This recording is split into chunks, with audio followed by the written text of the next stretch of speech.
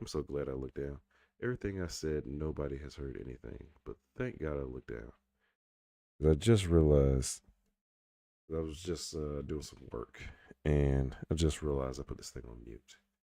So it looks like 3 minutes wasted. What was I talking about 3 minutes ago? I had somebody. No, well, I said thank you coming to the channel, watching.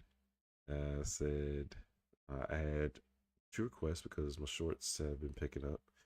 I'm gonna start the long form. I'm gonna start the long form again here soon, but I'm going to uh, get into the two stories. The one with Peter Tobin and Sonny Bean. I had somebody said read those two stories and talk about those. So I want to get into those. I'm gonna do those tonight, and then I had some more interesting ones that I found on the True Crime database that I'm gonna read as well if this doesn't go too long. But yeah, I found some interesting ones. This was on, I believe this was Peter Tobin, by David Laura. This was back in November of 2007. It looks like when he wrote this, titled "Essex Police Find Skeletal Remains at Former Home of Convicted Killer Peter Tobin." Starts off. Police investigating the 1991 disappearance of a teenage girl have announced the discovery of skeletal remains in the back garden of a home that was once occupied by convicted sex offender and killer Peter Britton Tobin, 61, in the town of Margate. Forensic teams using geophysics equipment to identify areas where the ground had been disturbed discovered the remains on Monday after an exhaustive 12-hour search in the backyard of Tobin's former residence. So it looks like Monday in 2007. Essex police would not reveal what prompted the search of the property. However, they did acknowledge that the current occupants were not linked to the investigation. A police officer gave me a letter explaining that they were hunting for the body of a girl who went missing 16 years ago, and that they had information that her body was in the house or buried in the garden. Nicola Rose, a neighbor who lives near the three-bedroom house, told timesonline.co.uk. Okay, so she told that information. 16 years from 2007 should be, who get this math right? Is that 91? Yeah, 91. Jeez. Discussing the case with Times Online, Detective Superintendent Tim Willis said his department will continue to examine the yard and the inside of the house for possible as evidence. There's still a great deal of work to be done, and Essex Police continues to be supported by Kent Police and other specialists, Willis said. The remains are believed to be those of 18-year-old Dinah McNichol, a student from Tillingham in Essex, who disappeared on August 4th, 1991, after hitchhiking from a music festival in Hampshire. Dinah was with a male friend when they accepted a ride from a man in Hampshire. Her friend was dropped off near Reigate, Surrey. Hopefully, I pronounced that right. But Dinah opted to continue on with the man to Essex. She has not been seen since. In the days following her disappearance, her ATM card was used in Hampshire and Essex to withdraw large amounts of money from her bank account. That is another common thing I'm starting to see with these serial killers. If they do ride with somebody, doesn't seem like they do anything if they ride with somebody. So then when they leave them alone, which makes sense because the person's more vulnerable alone. Um, Dang, that has to be scary for women, though. To be honest with you, this got to be a nightmare. That'd be a night for me as just a parent. Ooh, okay. Let's go on to the next page. Guess I'm gonna have to make that a little small. In discussing the case with news.9msn.com.au, Dinah's 68-year-old father, Ian McNichol, said that he wants to know what happened to his daughter, whether it be happy or unhappy. Someone missing is worse than someone dying. I would agree with that. McNichol said, I lost my wife in a car accident in 1980. I got over it, but with Dinah, I can't get over it because I don't know what happened. 99% of me thinks she has been murdered, but there's just that 1% that just doesn't know. I want to die in peace knowing what happened to my daughter. And that is so sad. Police believe former resident Peter Britton Tobin buried the skeletal remains in the garden. Born in Honestown or Honstown, Renfrewshire, Renfrewshire, there we go, in 1946, Tobin was the youngest of 8 children. In 1953, at the age of 7, Tobin received his first taste of disciplinary action when he was sent to reform school for being a problem child. 12 years later, Tobin again was in trouble for an undisclosed incident for which he was placed in a young offender institution. In 1968, Tobin moved to Glasgow to meet a 17-year-old Margaret McIntosh. The two were married the following year and settled in Brighton. The marriage soon ended in divorce in 1973, and Tobin married Sylvia Jeffries. The couple had 2 children together, both of whom died. Oh my God! Don't tell me he killed him too. All right. Another thing is reason I read these because man, I can't remember the name of the story I read. I think it was Holmes, but I believe he was in Glasgow, and these two people were supposed to be in Glasgow too, Sonny and Britain. So, but it says the two they had a couple of 2 children that died. Jeez, man. I'm pretty sure he has something to do with it if I take a guess. Like his first marriage, Tobin's second marriage ended in divorce. He probably should stop. In 1986, at the age of 40, Tobin met 16-year-old Kathy Wilson at a bar in Brighton. The couple were wed 3 years later and moved to Bathgate, West Lothian. Okay. And then this marriage came to an end less than 3 years later, and Tobin moved to Margate, Kent, where he remained until 1991, when he moved again, this time settling in Havant, Hampshire. In 94, Tobin was arrested in Hampshire for R-wording and I don't know, I guess sodomizing. I'm not sure if that's a bad word. Hopefully not YouTube. But R-wording, you can get what I'm saying, and sodomizing 2 teenage girls. Okay, we should have seen this as an issue when he picked up the 16-year-old girl, and then have all these girls been like super young? Because he was 40 in, was it 1986 he was 40? Hold up, let's go back a page because I just need to see. All right, he met 17-year-old. Yeah, he's got a pattern, man. So Margaret McIntosh was 17. I'm assuming Sylvia was young too. The man has a pattern, and we're just acting like we don't know. Okay. So again, he R-worded and sodomized these 2 teenage girls. For his crimes, he was sentenced to life imprisonment, but earned an early release in May of 2004. Well, why? I don't understand. Why is this man getting an early release? Due to the nature of his crimes, he was automatically registered as a sex offender who should have still been in jail. What are we doing? Following his release from prison, Tobin relocated to Glasgow using the alias Pat McLaughlin. Okay. Okay, that's how he was getting around it. Tobin was hired as a handyman at St. Patrick's Church, where he met 23-year-old Polish student Angelika Kluck. Yeah, young woman. How old was he in 2004? Hold on. Okay, so 1986, he was 40. In 2004, he would have been 18 years. Jeez, man. 18. No, is my math wrong in that? No, my math's right. 18 years. He would have been 58, almost 60 in 2004. Ain't no way. Following his release from prison, Tobin relocated to Glasgow using the alias Pat McLaughlin. Tobin was hired as a handyman at St. Patrick's Church and then hired at the church, where he met 23-year-old Polish student Angelika Kluk. In September 2006, Kluk's bound and gagged body was found hidden in a void beneath a confessional box inside the church. Really? An autopsy of the victim revealed that she had been struck in the head multiple times, R-worded, and then stabbed 16 times in the chest.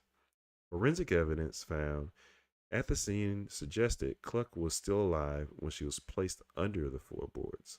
Wow. Even being stabbed 16 times? Or was she still? Jeez, man. Mm. An investigation into the young woman's death revealed she was last seen helping Tobin paint a shed in the garage attached to the church. Tobin denied any involvement and attempted to place the blame on the church priest, Father Gary Nugent, presented with evidence that he had sexual intercourse with the victim. Tobin said the sex was consensual. Unconvinced, the police arrested Tobin, and in April 2007, he went to trial. Following 6 weeks of testimony, Judge Lord Menzies found Tobin guilty of murdering Cluck. First off, we couldn't figure out that.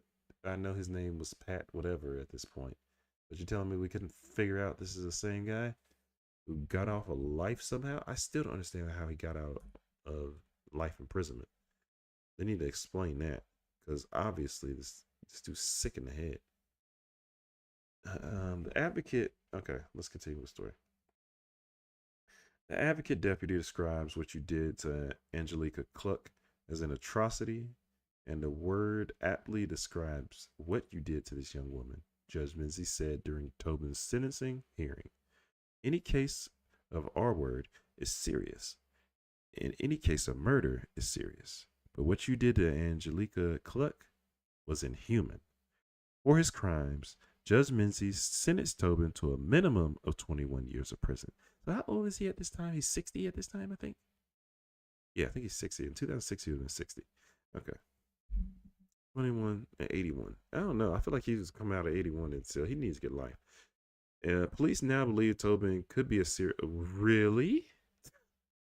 Okay. Police now believe Tobin could be a serial killer and may be responsible for up to 11 unsolved murders and disappearance from the late 1960s to the early 1990s. We fear he may have struck before. You think? Really? An unidentified police source told news.9msn.com.au. It is highly unusual for a vicious killer to commit a stranger murder in his 60s. Why? You know why it's unusual? Because he's usually not out. That's why it's unusual. Investigators are also looking into the possibility that Tobin is Bible John, an unidentified serial killer who was believed to have murdered 3 women in Glasgow, Scotland in the late 1960s. Only thing is, from the thing I remember, Bible John had distinct features about him. So unless, well, to be honest with you, if Tobin is picking up 20 and somehow he's picking up young girls in his 40s and picking up 20-year-olds in his late 50s to 60s, can't be a bad looking guy. It's just the weirdest guy. One of the weirdest guys in the world. Weird is not even, he's just one of the most messed up guys in the world. Let's put it like that. Okay. They're looking for Bible John, the serial killer. Oh, that's why this guy might have told me about, because they're linked in that way. Okay. So he's believed to be Bible John, who murdered 3 women in Glasgow, Scotland, in the late 1960s. Evidence in those murders is currently being re-examined for possible links to Tobin. Now, again, this story is back in 2007. Post-mortem tests on the skeletal remains found at Tobin's former home began yesterday. However, police say it could take several days to make positive identification and determine the cause of death. The investigation continues. But, as we know, this is 2007, so David Lohr made another story. And it is Essex police find second set of skeletal remains at former home of convicted killer Peter Tobin. Just how many skeletons lie in wait in Peter Tobin's House of Horrors? That is the question Essex police are trying to answer this week as they continue to search the property once occupied by the 61-year-old convicted sex offender and killer. Last Monday, now again, this is November, now we're in November 19th of 2007. Last Monday, forensics teams using geophysics equipment to identify areas where the ground had been disturbed discovered human skeletal remains. After an exhaustive 12-hour search of the backyard of Tobin's former residence, where he lived from March to December 1991, by midweek, forensic experts had identified the remains as those of a teenager from Tillingham in Essex, who disappeared nearly 17 years ago. The discovery fueled speculation that Tobin had used the property, to dispose of other human remains, prompting investigators to conduct what they have been described as a deep search of the property. We have had reasons to come here. Those reasons still exist, Detective Superintendent Tim Willis said during a press conference late last week. I do not intend to leave the house until I'm fully satisfied that there is not any other human remains at that site. Unfortunately, Willis's intuition was correct. On Friday, the search led to the discovery of a second set of human skeletal remains in the back garden near the patio. According to police, the clothes and height of the victim are a match for a teenage girl who disappeared in 1991. Oh, girl, okay. Following Friday's search, Willis again spoke with the media, describing the search as a slow and painstaking process. He added, there is no further update at this stage. The post-mortem examination is complete, but there is nothing further I can say. Need some water. Okay, let's continue. The first victim, found on the property, has been identified as 15-year-old Vicky Hamilton, a girl who was last seen on the evening of February 10th, 1991. Oh, so man, it's not even. Ah, man, it's not even. So I can get her name right. Angelica. Who's the girl? Age. This girl's name? Dinah McNichols. Yeah. Not even. Jeez.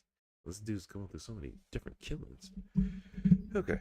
Again, the first victim found on the property has been identified as 15-year-old Vicky Hamilton, a girl who has been seen on the evening, who had last been seen on the evening of February 10th, 1991.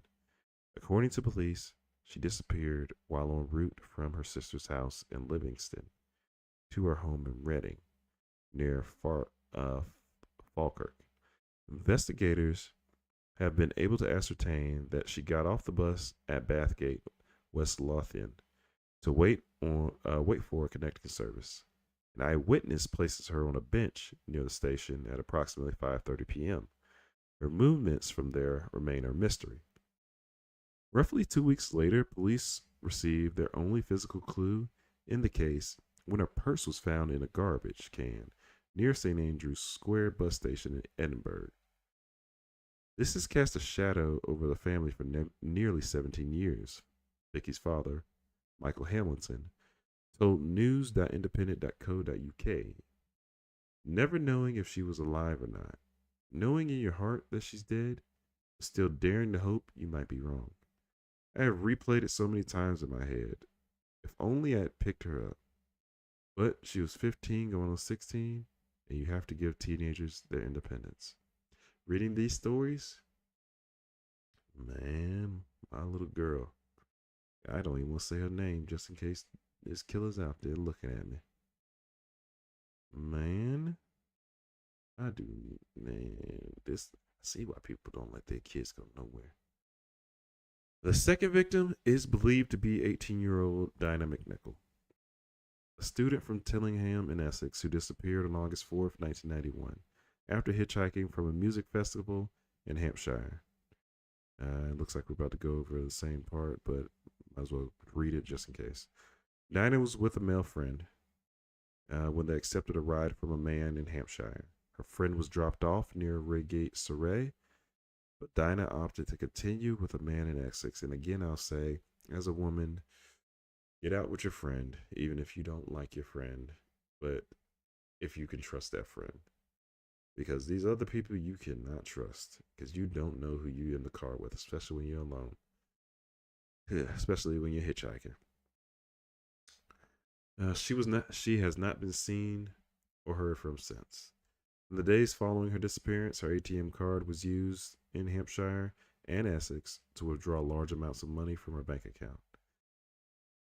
Dinah McNichol, Dinah McNichol's father, Ian, who was 68, was waiting for a positive identification of the second victim, so he could finally have closure.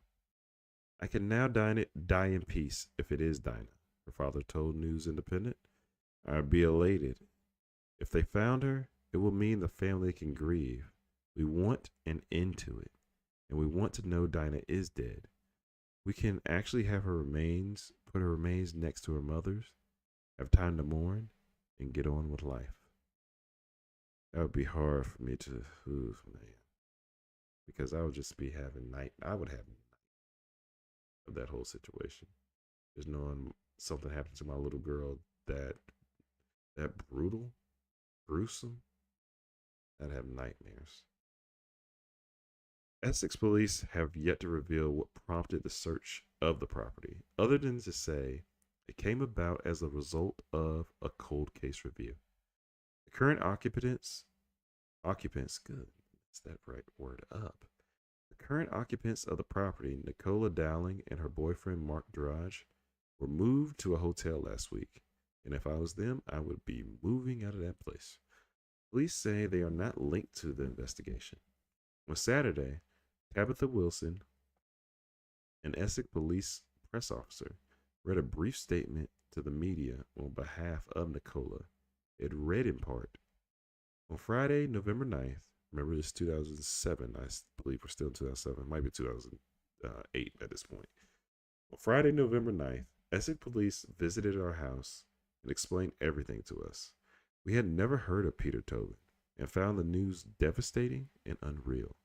I can only describe it as a nightmare that gets worse every day. We lived in the house for 12 years and had a happy family home. What they have found is awful.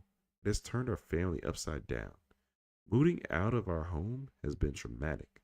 We feel enormous sympathy for Dinah's father and what he has been going through, and we want to get the answers he needs.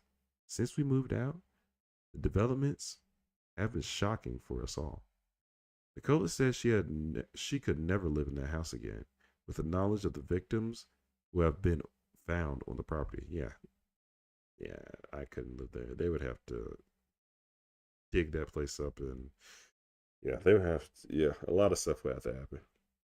I couldn't live there no more though. That'd be too much. According to a spokesperson for the Essex police, the search will now focus on the interior of the property.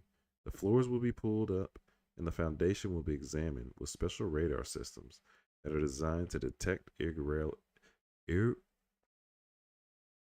irregularities in the ground to determine whether more bodies are concealed on the property.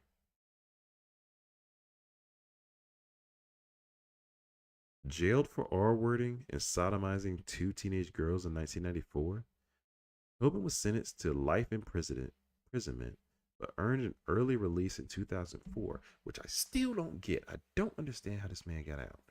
But let's just keep going. I don't understand how you get out.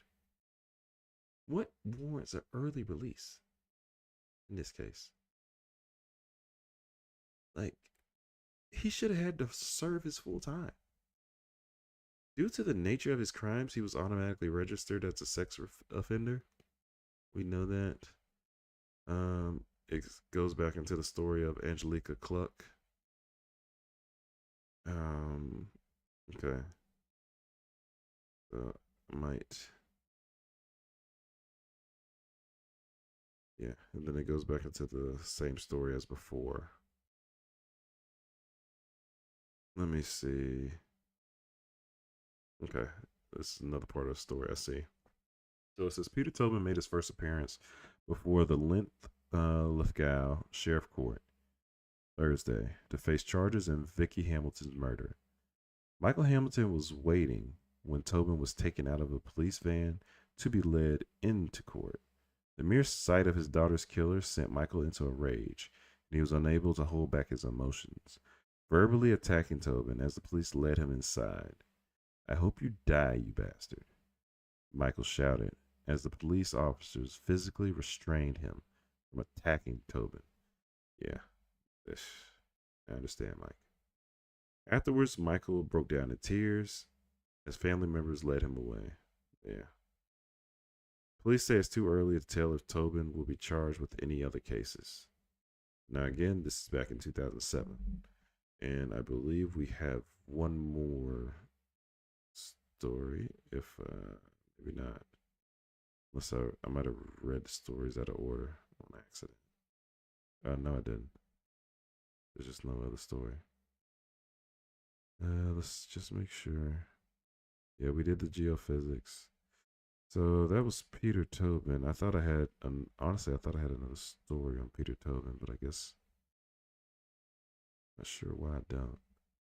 I'm pretty sure I could look up something on Peter Tobin real quick, but just from that standpoint right there, Peter Tobin, first off, I don't know what warranted him ever getting out of jail.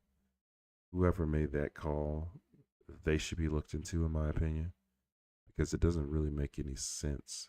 A guy, you see all the awful things that he did, what he suspected of doing, and you still let him out. Yeah, would be able to figure. Yeah, 10 years at that. Just 10 years, really, for taking two lives that we know, and then we're pretty sure about others. Yeah, no way. And then he what moves to Glasgow, takes an alias, does the same thing. Like, what did you expect at this point? Yeah, this is like, why are we being dumb? And I understand this is in the '90s, early 2000s when you finally catch this guy, but like, what are we doing so dumb? Like, even the second judge for me, why is he not getting life? Why is he only getting 21 years?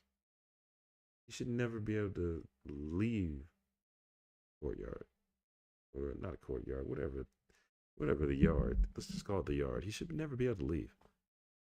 He should be there till he dies. Like he can reform, he can have a change of heart while he's in there. But I don't need him having any urges back on soil over here attacking my daughters, women, say children at that. I don't need that. So yeah. All right, gotta get out of my feelings. I'm the one reading the stories, but that one sucks to be honest with you. Yeah, yeah, and I know I didn't. There's probably more to that story. I'm pretty sure somebody else could shed some light on it, but I'm gonna go ahead and move to Sonny. And I'm pretty sure he probably not too much better because the way this story starts off. By the way, this one's on True Crime Database by it says Nucleus. Sonny Bean, the Cannibal Clan of Benane Head.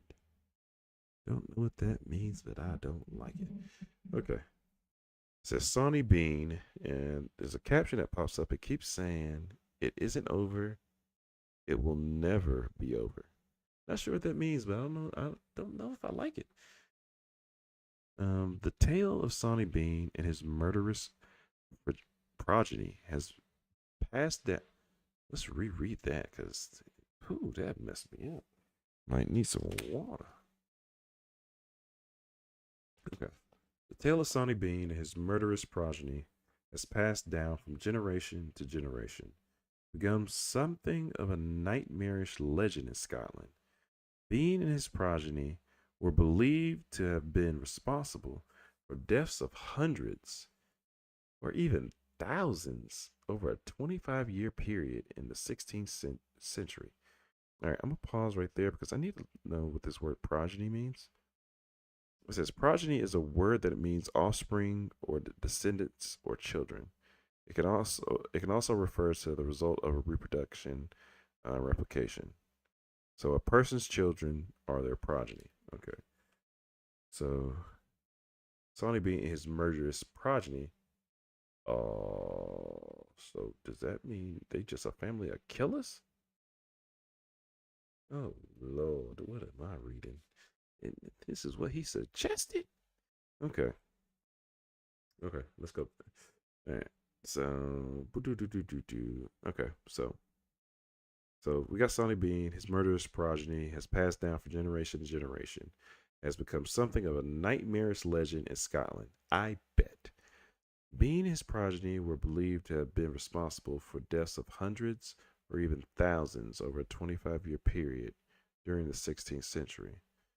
The Beans would ambush unsuspecting travelers, robbing them of their valuables and taking their corpses back to the cave when the family would feed by cannibalizing the dead.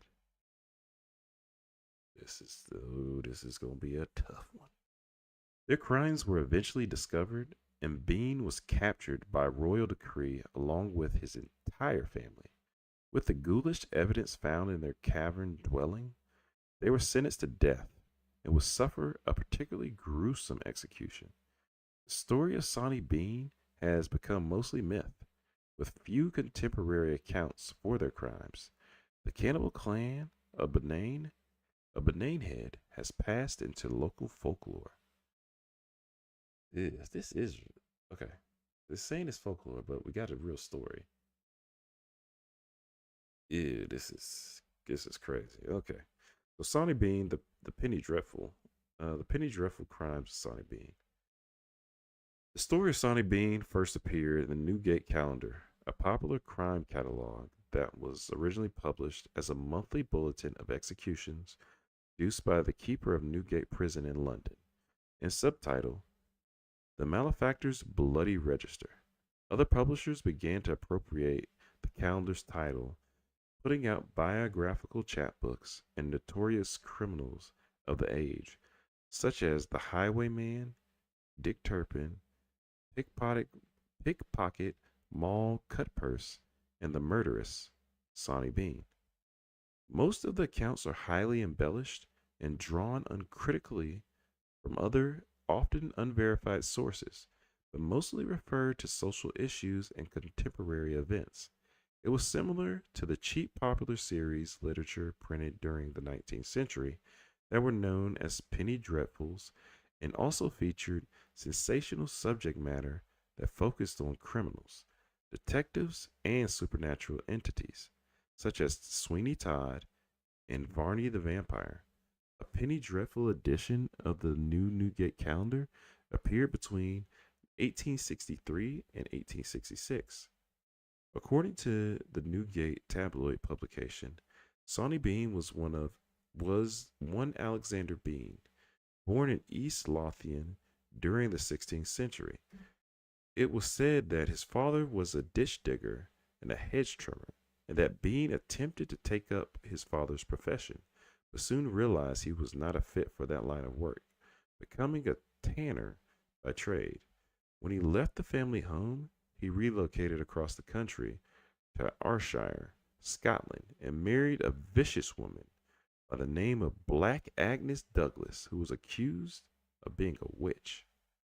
She apparently shared his violent tendencies, and together they embarked on a crime spree.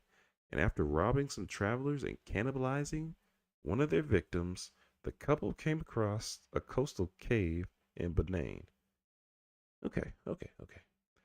So she's just as crazy as him. But I thought he was supposed to be part of the family business, which was a ditch digger. Go from a ditch digger to eat people. Ew, my goodness. Okay. Coastal Cay and Benin Head, located between Ballantrae and Girvan in the earldom of Carrick. Their new home was a prehistoric cavern grotto that extended 200 yards deep into solid rock. That is huge, with plenty of side passageways and smaller caverns. The entrance to the cave was flooded for several hundred meters, twice a day at tide, which afforded the couple both security and assured that outsiders kept away. How were they surviving? Well, I guess they were eating people, but good lord. There was a couple the couple started a family. And over the next 25 years, their growing brood included some 14 children, 8 sons, and 6 daughters. I wonder in this instance, let's say, okay, you're a cannibal, right? But this is all you know. You don't know right from wrong because your parents are teaching you this. So this is inbred at this point. You think this is actually right. Jeez, man, these are some sick people. These in turn produced some 18 grandsons and 14 granddaughters, all of which were the product of incest between their children. Oh my god, this is crazy.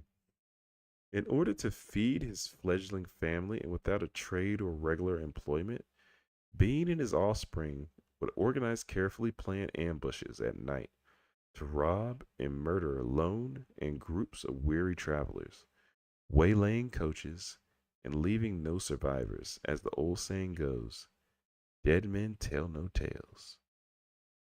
I bet they don't, but I don't want to be where they are.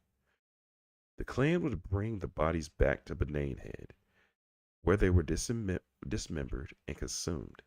Leftover remains were pickled, and discarded body parts were thrown into the sea. The Bean clan continued to conceal their crimes using this method for many years, staying within their cave system during the day and only venturing out at night to claim victims. The rash disappearance did not go unnoticed by villagers, who would find curiously preserved but decaying body parts that washed up on surrounding beaches. However, because of the secretive nature of the cannibalistic clan, the unsuspecting locals came to believe that wild animals were responsible. The fate of, let's stop there. They were wild animals at this point. Over here, inbreeding, incest, inbreeding, yeah. Incest, crazy. But I feel bad for like the kids, the grandkids. I feel bad for all of them if this is true because they don't know no better. The parents do. But like how would you, especially if you're growing up in a cave, that's all you know. How would you ever know any better unless you got out? The fate of those who vanish were often attributed to the wild territory, and Scotland at that time was a land of hardship and violence, where life was much cheaper and often much shorter than present day times. As more and more people began to mysteriously vanish, people began to take notice, and soon several searches were organized to find those responsible. One such search came across the cave of Benane Head, but everyone agreed that no one could live in such inhospitable conditions. In their quest for justice, the villagers soon vented their frustrations on several innocent men who were lynched, yet the disappearances continued. Suspicion soon fell on the local innkeepers, who were usually the last to have seen many of the missing people alive. During one fateful night, the clan ambushed and attacked an unsuspecting couple returning from a fair on horseback in a deserted lane. Like I said, they're animals. The husband was skilled in combat and managed to hold off the clan with his sword and pistol, but the wife was fatally mauled when she fell to the ground during the frenzied assault, attacked by female cannibals who cut her throat and sucked her blood through the what? Through the wine? Oh, though it were wine. As though it were wine. Jeez. Then ripped up her belly and torn out her entrails. assuming intestines. Before the man suffered a similar fate, oh, geez, he still died. Before the man suffered a similar fate, a 20 or 30 strong group of fairgoers appeared on the trail, and the beings withdrew. The survivor was taken by the group to Glasgow magistrate and informed them of his horrific experience. The existence of the Bean family had finally been revealed, and soon rumors of the atrocities reached the king, who decided to lead a search party of some 400 men and several bloodhounds. Jeez, man.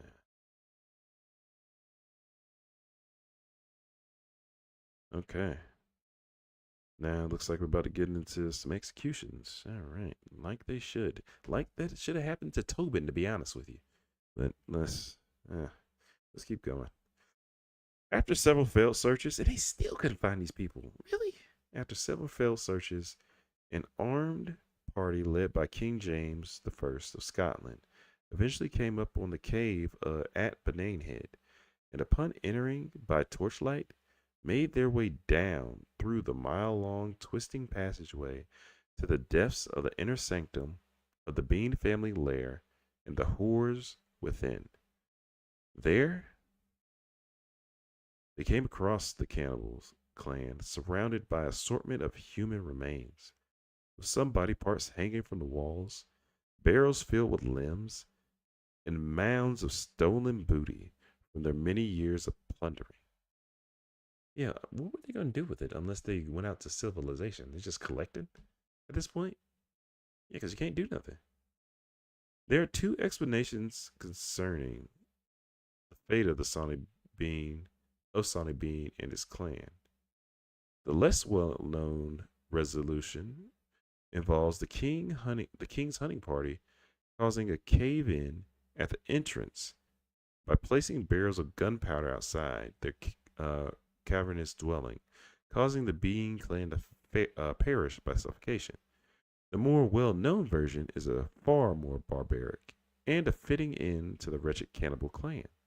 The Bean family were allegedly captured alive, surrendering without a fight, and taken into chains to the Tolbooth jail in Edinburgh. From there, they were transferred to either Leith or Glasgow, where they were sentenced to death and promptly executed without trial. These are my type of people, but these are the 1800s. The people are more lenient nowadays. The normal justice system was abandoned because of the heinous nature of their crimes and because they were viewed as subhuman. You start eating humans, yeah, you just like an animal at that point. Um, they were viewed as subhuman and unworthy to benefit from the king's justice.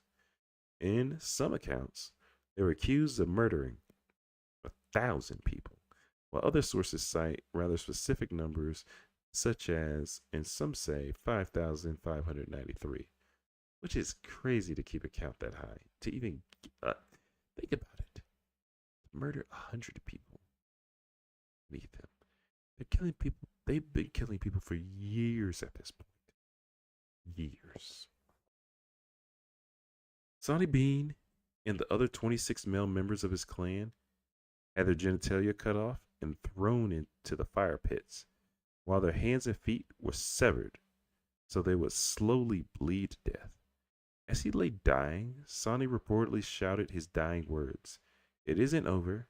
It will never be over." But it is over at that point. Forced to watch their menfolk perish, Agnes and the women, along with the children, were tied to stakes and burned alive. Basically, they said, we can't have none of y'all around. We don't need nobody popping up, trying to be a being hero. We don't need none of that. All y'all can go. So Agnes and the children were burned, tied to stakes and burned alive. These executions are similar in nature to the punishment of hanging. Says drawing and quartering for those men convicted of treason, along with the women convicted of the same crimes who were burned alive. Okay. It says It says, written by an unknown minstrel, the Ballad of Sonny Bean records their end. They've hung them high in Edinburgh tune, and likewise their kin. And the wind blows, called on their banes, and Tehil they hae gain. Boy, boy, boy. I'm glad English is better than that nowadays. Okay. So the debate surrounding the validity of the tale of Sonny Bean and his cannibalistic clan has centered on the lack of historical text that has recorded and makes mention of the crimes, leaving some to believe he is more of a mythical figure, rather than a real person. There is some confusion over the time period in which Bean had lived, and some broadsheets giving the time atrocities occurred during the reign of James VI, while other versions claim that Bean family lived centuries before. I don't know why. When now I'm reading Bean, I'm over here thinking about the like the Jim Bean alcohol. I'm like, I don't know why it's making me think of that, and I hope it doesn't have any relations at all to it. It is likely the precise date of the events has become so obscure over the years, or that broadsheet writers changed the dates, bringing the story forward to make it more appealing to a contemporary reader. Galloway at that time was a very lawless place, and cannibalism was not unknown in medieval Scotland. Oh, it's not even unknown? Oh, this is common. Well, I won't say common, but not unknown because like cannibalism nowadays, like if they still do it nowadays, I wouldn't know. I know in the U.S. they don't do it. I hope not. Anyway, but again, it is not unknown in medieval Scotland, and this may account for the origins of the Sonny Bean story. The tale of Sonny Bean closely resembled that of it says Christy Cleek, a legendary Scottish cannibal who lived during the famine in the mid 14th century, whose crimes are similar in description to the more well known Bean family murders.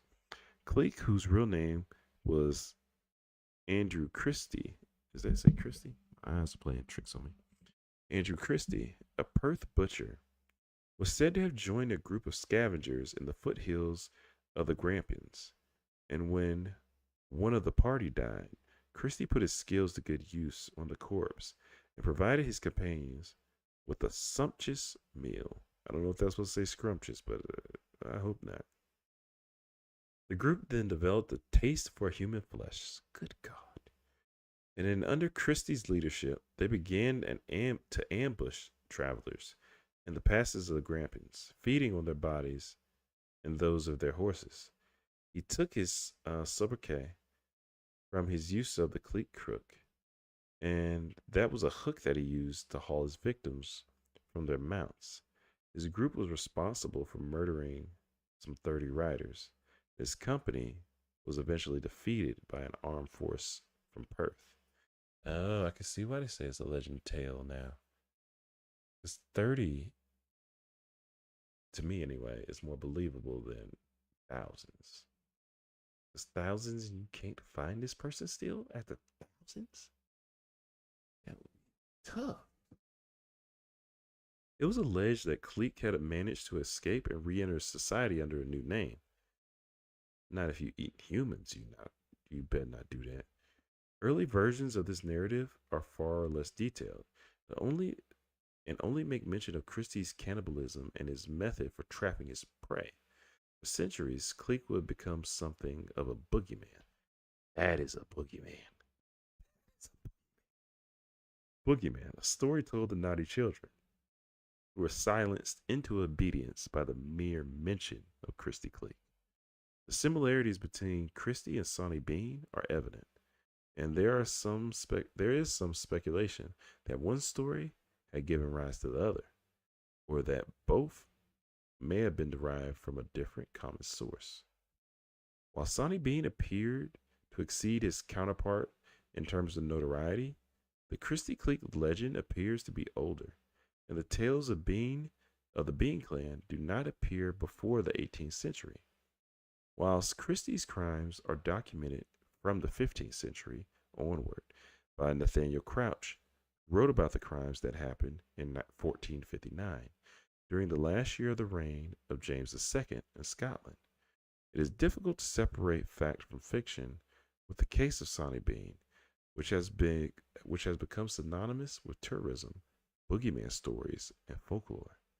Although some historians believe there to be a grain of truth to the legend, there is simply no evidence for thousands of disappearances along the Galloway coast during that period, and likewise, there is no contemporary accounts to corroborate the speculatory gruesome executions in Edinburgh of the Bean Clan. One theory posts that Daniel Defoe, the English writer who works include the novel Robson Crusoe, concocted the tale as sort of an anti-Scottish blood libel during the Jacobean conflict, in attempt in an attempt to label Scottish people as little more than savages. And I see what he could have did wordplay Jacobin in the Bean family. Still, it's crazy. 1,000 disappearances. That's what I said. That's disappearance too much. I couldn't see that much. Despite the lack of evidence, there is no denying the cultural impact the tale has endured. This includes not only the scary bedtime stories most Scottish children grew up hearing, from the haunted Sonny Bean boat ride at Edinburgh Dungeon, the more mainstream influence the story has had as a source of entertainment. The ghastly tale of Sonny Bean and his cannibal clan has endured to become the inspiration for some of Hollywood's most memorable and villainous psychopathic families, including the antagonist, antagonistic cannibal savages of the Nevada desert and the West Cavern film, The Hills Have Eyes, as well as the murderous Sawyer clan from the Tobe Hooper's cult classic, The Texas Chainsaw Massacre. Ooh, I don't know if it's a real story or not, but it will scare me. I know that much. This is the first I'm hearing of this story, so this is kind of crazy to be honest with you. Do they have notes or anything? No, it doesn't look like nothing like that on this. But man, it was a good story. I don't know how true it is. It seems like the clique people, they're true. And it seems like the Sonny Bean story probably derived from it, probably to scare some people off. Like they said, especially if there's any conflict from like neighboring countries or anything like that. Yeah, you write about it and make them, or you can make your country seem a lot worse or tougher. I don't know, because the execution too. But my thing is, if they're killing thousands of people, I feel like execution is like the light way to go. Just being honest, I'm like, okay, if we doing this, might as well take everybody out, family, the children. Hey, if that's true, the king said, I need your entire clan to go away. I need everything to go away over here. I don't need one of y'all left. I said, remind me of the Chia clan. I said, try to take them out, but left a few. Left a few. Yeah, because if you leave a few, then they come back.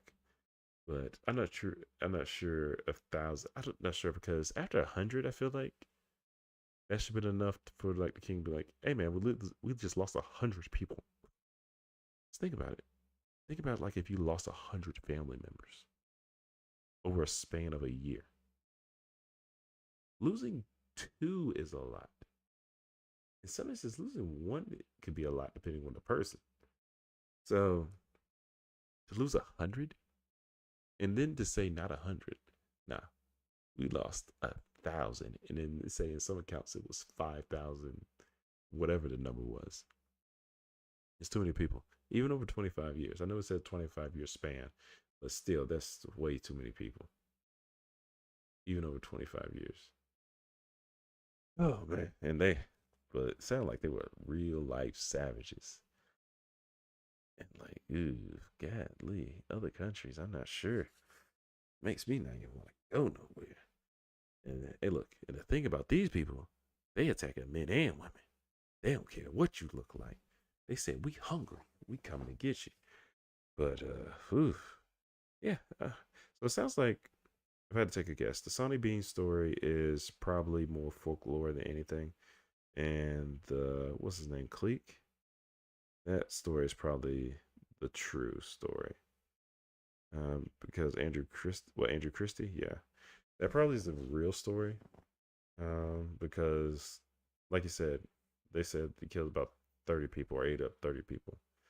That sounds a little bit more believable, especially to say a family is in a mile long cave and just live there. And my thing is, you would never go to town because you need clothes, or maybe you don't need clothes. I'm not sure in that period of time what people did, but you need something to cover your body up. But that's a story for you. I'll tell you that much. Let's do this. Let's throw one more in here because I found this the other day. This is more recent. Again, this is on True Crime Database. So found right now I feel like as I'm doing stories, I found like more sites to find more stories. As you go through Reddit, got Wattpad now. I have True Crime Database where I'm gonna pluck stories from, and then the Crime Library. Right now I have 4 different places to pick these stories from, so I should be able to have decent content, and then I'll figure out the editing later. Just put out the story, and we'll figure it out from there. All right, this one seems to be a little bit more recent. I need to send this text off actually. This one seems to be a little bit more recent. This one is called the Brad Pitt scam, the celebrity hospital scam. And this was written recently. Like when I say recently, this was written this year, 2025, January 14th. Nucleus. Maybe Nucleus writes all these stories. I'm not sure. I'm not sure who Nucleus is. But it's the Brad Pitt scam. And the caption under this one said, "These people deserve hell." Oh Lord, I don't know what they did. All right, let's start this. And this will be the last story. Many people throughout the world enjoy following their favorite celebrities, with some even wishing they could meet them someday. Then there are people who hold more than just passing interest and would want to pursue a relationship. One of those people believed she had fulfilled this dream when she entered into a relationship with a Hollywood actor. Sadly, it turned out that unscrupulous scammers had deceived the poor woman out of $850,000 with a Brad Pitt scam. Oh, this is going to be a different type of crime. I really haven't done crimes where people don't get attacked or anything like that. Yeah, this is going to be interesting. All right, let's start. Let's start it. Online scammers have been around for as long as the internet itself. They pose as someone in need, hoping their victim will send them money.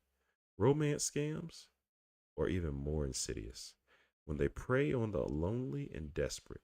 In the US alone, there are more than 64,000 Americans were scammed out of a total of 1 billion in 2023. What? What are we getting? Wait, what? It's a at that point that's a business. It's $1 billion in 2023. I wonder what the numbers in 2024 were. It says this was double the 500 million just 4 years earlier. 500 million. 500 million is still a lot of money, people. Why are we getting scammed out of this much money? Oh, these are people's jobs. Are they scammers or are they working? Okay, on January 12th, 2025, French broadcaster TF1 aired a program about a woman who reportedly believed she had been in a committed relationship with Hollywood actor Brad Pitt for a year and a half. When the story attracted national attention, the broadcaster withdrew it after the victim began receiving mockery from online social media posters. The 7 to 8 program gave details about the scam in which the victim, 53-year-old interior designer Anne had lost her life savings and tried to take her own life 3 times since the scam came to light. That's sad. She, did it say she lost 850,000 in the beginning? Oh my god. TF1 announced it had removed the show on Anne after her testimony has sparked a wave of harassment. Despite its removal, the program can still be found online. I bet. I bet. People can find anything once it gets online. All they got to be online for a second. That's it. Further mockery came from the Netflix France, who put out a post on X advertising more films with Brad Pitt for real.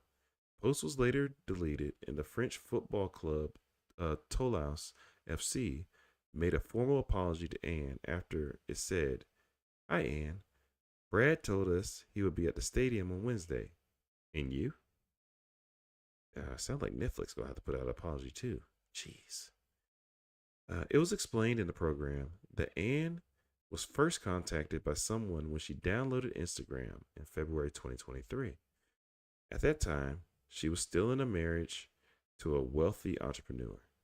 The individual who made contact claimed to be Brad Pitt's mother, Jane Etta, who told Anne her son needed a woman just like her. Oh, God. The next day, someone claiming to be Pitt messaged Anne, which immediately made her suspicious. At first, I said to myself that it was fake, that it's ridiculous. But as someone who isn't very used to social media, I didn't really know what was happening to me, she said. The two began a lengthy correspondence, and at one point, the person claiming to be Brad Pitt said he tried to send her luxury gifts. He went then he then went on to explain that he was unable to pay customs on him as his bank accounts were frozen. Really? Brad Pitt's bank accounts were frozen. So I guess I could kind of see. She was getting harassed for being. People was probably calling her dumb, stupid. How could she fall for this? The part that's a little confusing is it said that she was married, so I don't understand what we're paying for. I guess the chance at Brad Pitt, but still, you're married at this point. Okay. This was due, he said. Okay, so again, his accounts were frozen, so he couldn't pay customs. This was due, he said, to the divorce proceedings with actress Angelina Jolie, and promptly transferred £9,000 to the scammers.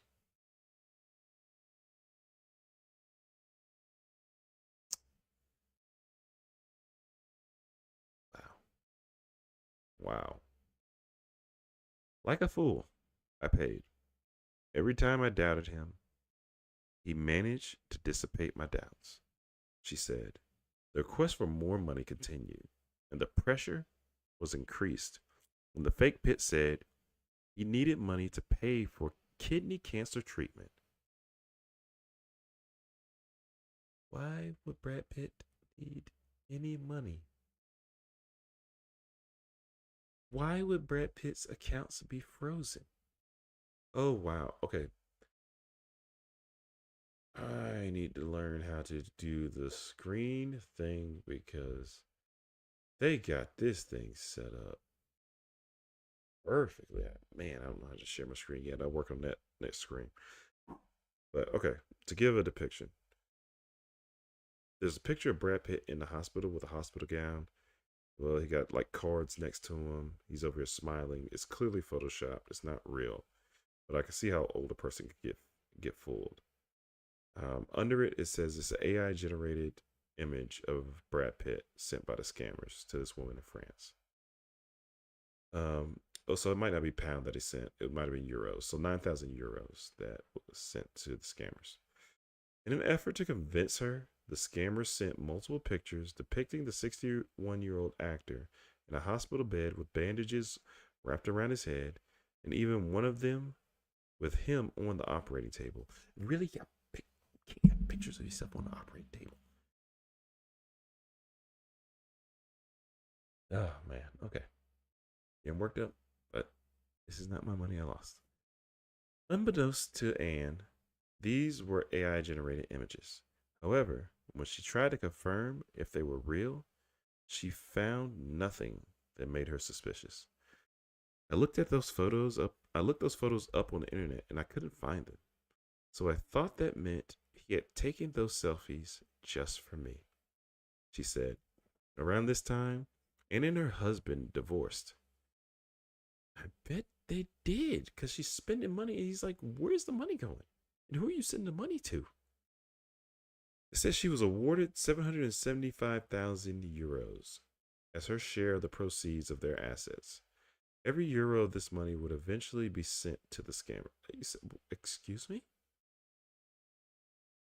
Every euro of this money would eventually be sent to these scammers.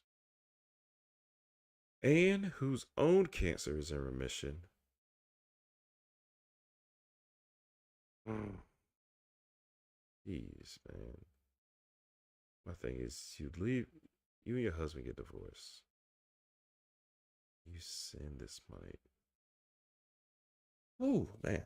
Anne, whose own cancer is in remission, believed that she was helping Pitt by sending him more and more money. I told himself I was maybe saving a man's life. Anne's own daughter, age 22, told the TF1 program that she knew what her mother was doing and tried to get her mother to see reason for the better part of a year. However, her mother was excited about her celebrity relationship, and it hurts to see how naive she was being, she said. Jeez, man. In early 2024, gossip magazines began reporting that Pitt was in a new relationship. This made Anne suspicious. However, the scammers were one step ahead and sent her a fake news report in which an AI generated news anchor talked about Pitt being in an exclusive relationship with one special individual who goes by the name of Anne. Jeez, man. Come on. If I was the daughter, I would have took everything from her. I'd be like, you ain't spending another cent on this person. So why would Brad Pitt, um, you know, I don't know who Brad Pitt is. I don't know his personal life. But I'm assuming if Brad Pitt liked you, he would fly you out to meet him. I'm just going to go ahead and say that. He's not going to, there's no way he's just going to talk to you over Instagram. He's too busy. He don't got that type of time to do that.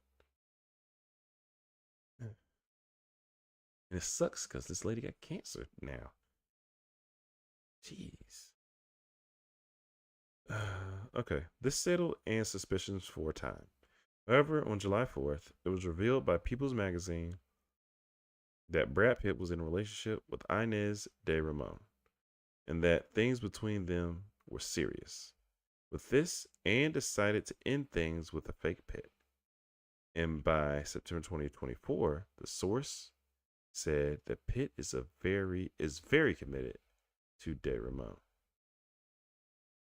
Okay. Oh, they have a picture. It's AI generated. They did. I don't know. Their AI is better than mine because it's Brad Pitt basically holding up a sign in the hospital saying, Anne, I love you." Might have been Photoshop too, but jeez.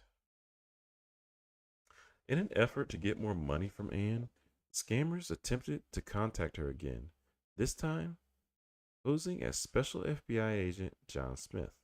However, Anne contacted the police, thank God, which prompted an investigation. In total, the scammers had taken $850,000 from Anne. Anne. 800 Brad Pitt needed $850,000 from you, oh, and only you. $850,000 and you never meet this guy? Man, it's got to be called something. I don't know what it's called, but this is utter delusion. I don't know what she wanted. This is what her celebrity crush or something. This is absolutely insane. Um, well, it says the TF1 program said that Anne had been left broke after the scam. I bet, and that she attempted to take her life on 3 separate occasions. I'm not gonna say nothing about that, but I can see why. I'll just say that. Anne revealed she was now living with a friend, saying, "My whole life is a small room with some boxes. That's all I have left." Although she was taken in by the scam, she said that anyone could have fallen for the if they what? She said that anyone could have the if fallen for the it if they were told words that you had never heard from your own husband. Adding, "Why was I chosen to be hurt this way? Because they are scammers." Oh my goodness. These people deserve hell. A tearful Anne said, "We need to find those scammers. I beg you, help me find them." I can tell you one thing: they're probably not in France. When the program aired, Anne hit back at online was hit back at online marketing. The sentence is messed up, but I'll read it how it's written. Anne hit back at online mockery, explaining in the sentence actually makes sense. It's me. Anne hit back at online mockery, explaining in a YouTube interview that TF1 had left out details about her repeated doubts over whether she was talking to the real Brad Pitt. That's not making it better, Anne, because you spent over $850,000. And I'm not gonna lie to you, like you spent $10, $100. To me, $1,000 would have been too much.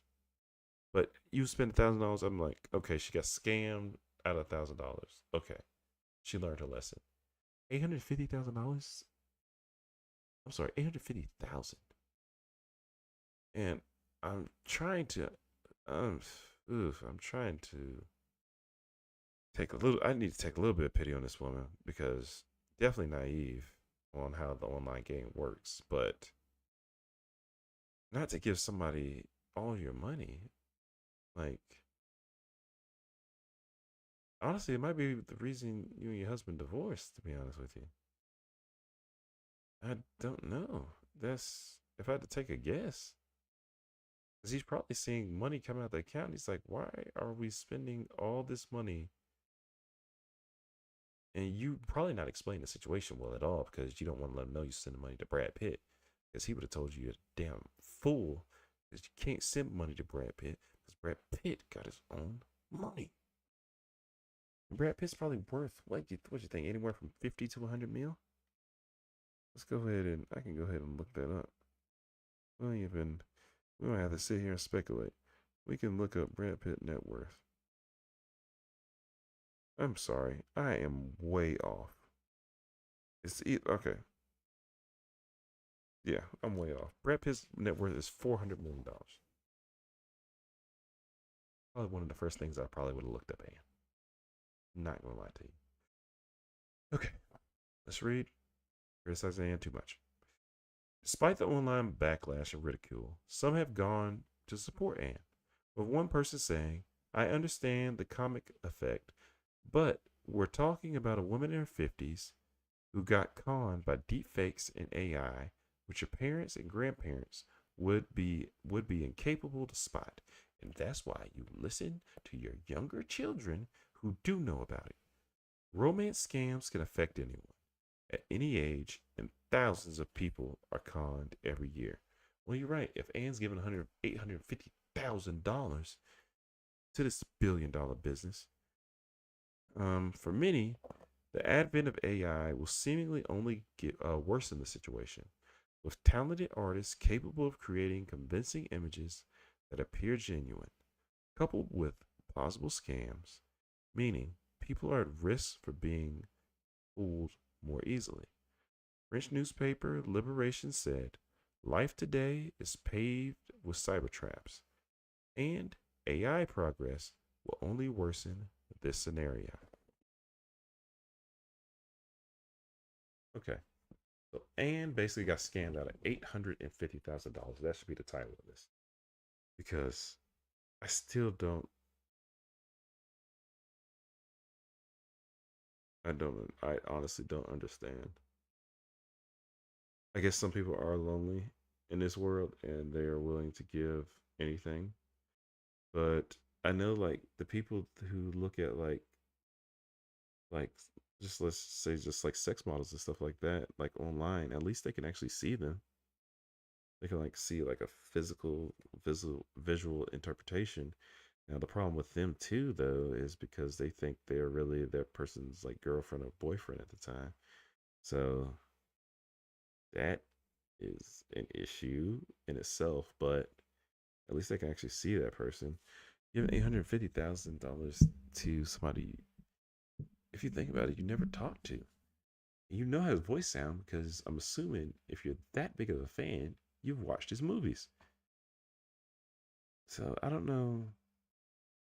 Honestly, I'm over here thinking about the Manti Teo situation during this entire thing, like him getting catfished, but never really like diving into like why we don't have a real relationship like we should. Like I should be talking to you on the phone. There should be like excuses when I talk to you. You're like, hey, all right, call me. Brad Pitt. Why did I not look up your net worth? But even if I don't look at your net worth, I'm going to assume you're rich because you're an A-list actor. Come meet me. Come meet me or fly me out. If I'm that beautiful, fly me out. The sad part about this is the lady has cancer, or she went back into remission. So that part is sad and feel terrible for that lady. But I I guess I just won't understand. I guess that's what this is. I won't understand because I don't understand how people are getting conned and having relationships with people that you should know that you're not going to have a relationship with. Brad Pitt is not having a relationship with a regular commoner. Beyonce is not having a relationship with a regular person. None of these A-list celebrities are. They well, let me say no, let me not say none. Let me not say none. They ain't have a relationship with you. Let's just say that. They ain't have a relationship with you. So you can forget all of that. Hey, look, or me either. They ain't have a relationship with me either. I can put myself in there. But one, I'm already in a relationship, so I'm good. But I I guess it's just something I won't understand. Especially for this being $1 billion business. Yeah, I know they keep saying the scammers. At this point, it's a business. If I can scam my way to $1 billion in a single calendar year, my clientele is only 64,000 people. Let's think about this. Okay. At the top of this, it said romance scams are even more insidious when they prey on the lonely and desperate. In the US alone, more than 64,000 Americans were scammed out of a total of $1 billion in 2023. Let's do some quick math here, okay? So it says more than 64,000, right? So we're just going to use 65,000. Let's do a billion. Oh, okay, my calculator would do a billion. Divided by 65,000. So basically, 65,000 people sent over $15,000.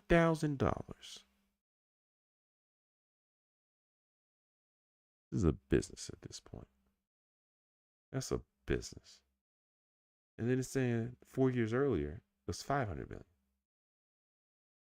So they're multiplying over here, compounding. I don't, I don't get it. And I see how people, because you have people like me, like I would never bash her online. Well, I guess technically I am online now. Jeez, I am doing it technically. But in all review, I wouldn't have time to be writing posts about this. But talking about it, yeah, definitely talking about it because this is absolutely insane to me. But like this person put it in the story, that she says, some have one person, I said she, but One person says, I understand the comic effect, but we're talking about a woman in her 50s who got conned by deep fakes and AI, which your parents and grandparents would be incapable to spot. The problem with that is her 22-year-old daughter earlier in this story was telling her, this is dumb. Stop. Mom, this is not Brad Pitt. I understand you want it to be. Brad Pitt's not going to ask for 9,000 euros. Sorry. That actually might be a dinner date for Brad. I'm not sure. But Brad's not asking for 9,000 euros because of divorce. You think Brad Pitt only has one bank account? You think Brad Pitt only has his money in one spot? So his money, his assets are frozen? You don't think he got another set somewhere else? And then let's just say all his assets are frozen. Let's just say all of them are frozen. You don't think he got a secret stash of cash somewhere else? Yeah. I think, yeah, she got hung up on it being somebody which obviously she crushed on, probably, probably dreamt about in her younger years.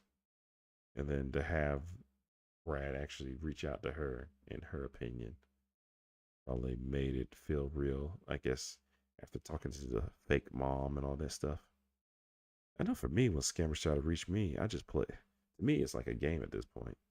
I just play along until they start asking for money, and then I just put them on silent. And then they just ping you messages and be like, "Hey, hey, did you get that? Did you get that? No, I didn't get that. I'm just playing the game with you now too." Be like, "Oh yeah, I'm about to send it. I'm about to send it. Please give me a second. Please wait." Like, but I guess you got to show this lady some mercy, especially with her having cancer too. That sucks. That definitely sucks. Jeez, man. It's just sad she got scammed. This is worse. I guess on a ranking, how would I put the stories? What would be worse? Okay, at least when you get scammed, right? You're still alive. You're not dead. I don't think she's gonna make that money back personally because I'm not sure what her situation is, because I don't think a businesswoman is getting scammed in that type of situation like that. And obviously, she doesn't have the money anymore because she's staying with a friend, and her life savings is gone. So to me, that'll be the second story. Sonny Bean would be third only because if it's not real, probably. If it's real, it's probably number one. Yeah, but Tobin's number one. I'm sorry, Tobin's number one. Now, think about it, cannibals, they was over here eating people, and they just people trying to get back home and they eat them. Jeez, they'll be number one if it's real. But if it's not real, they're number three easily. But the story is number one story. But Tobin for me is the number one worst guy easily out of this. Tobin's so stupid. Yes, he needs to be buried under the jail. To be just being honest, I wish he could be buried under that thing. Okay, let's do one more on True Crime Database. I don't think these aren't the regular crime stories we've been reading, but let's do another one. It says it is crime, so that my channel's supposed to be about. So definitely not unsolved mysteries. I'll tell you that. Not today, anyway. Um, who was Lloyd Avery the second? Okay, what's the title of this one? Lloyd Avery second, The Life and Death. Okay, let's get into it. This will be the last one for tonight.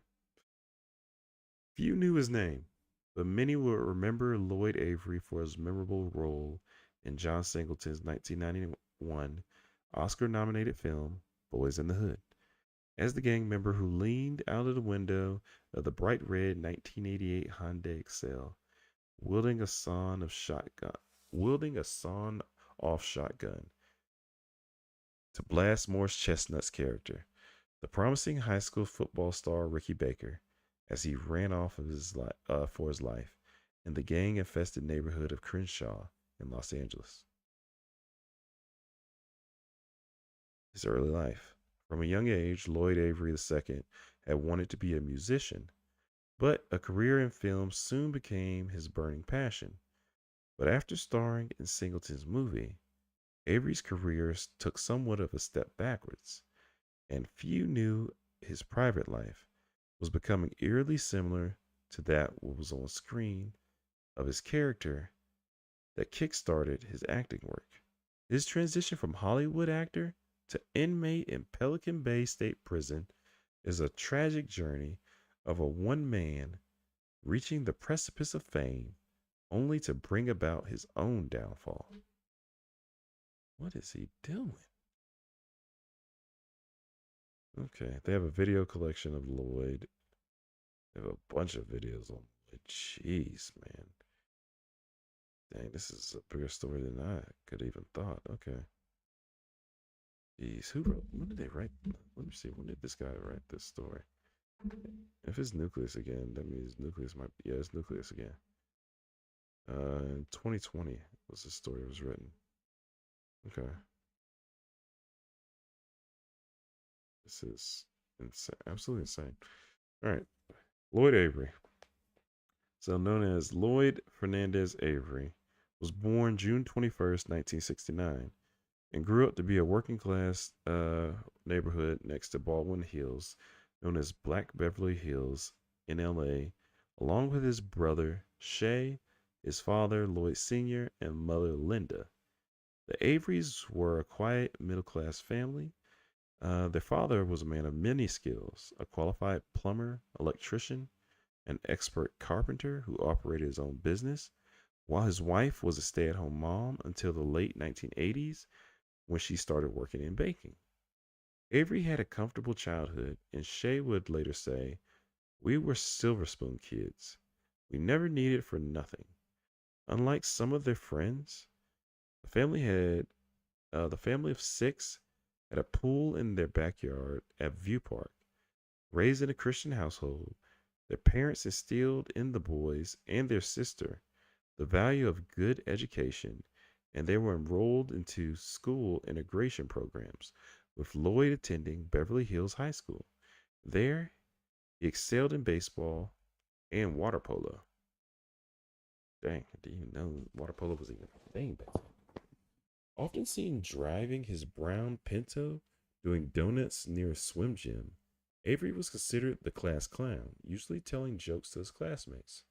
Despite his shy nature sometimes, he was known as a fun person to be around.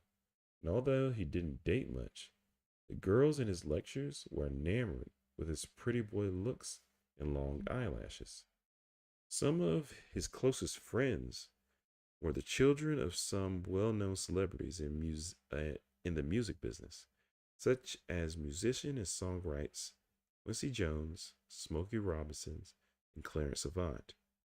Yeah, he did have some big, yeah, jeez. Avery and his fellow students would often attend house parties on the weekends, meeting up in mansions while the parents were on vacation. But Avery didn't drink or do drugs. Instead, he liked to play a game called Party and Pouch, in which people would, as actor and friend Dorn Reed refers to it, steal stuff at parties just to steal.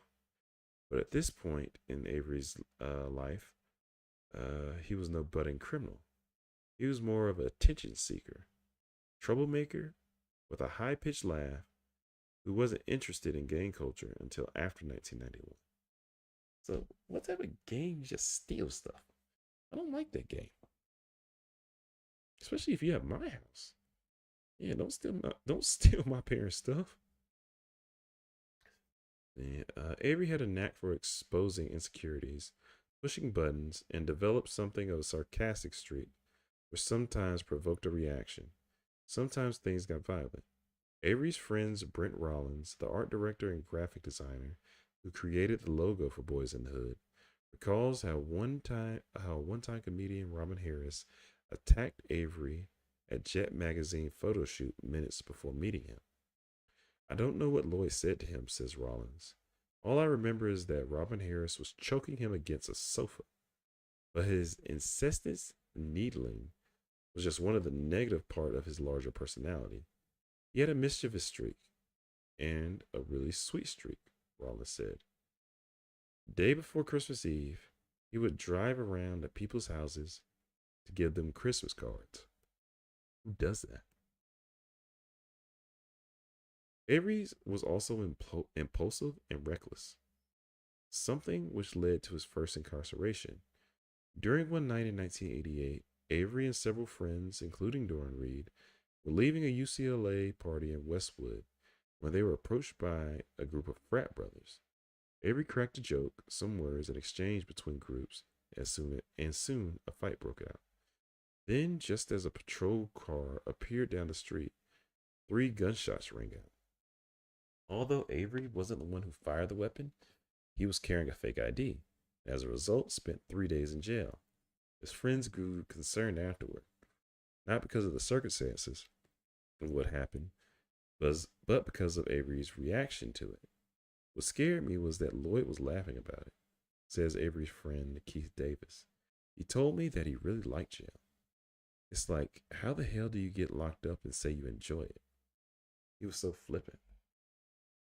After dropping out of Los Angeles Trade Technical College, Avery worked alongside his father, but didn't want to follow his footsteps, despite a developing, being a developing, despite developing a gift as a handyman. It's too wordy.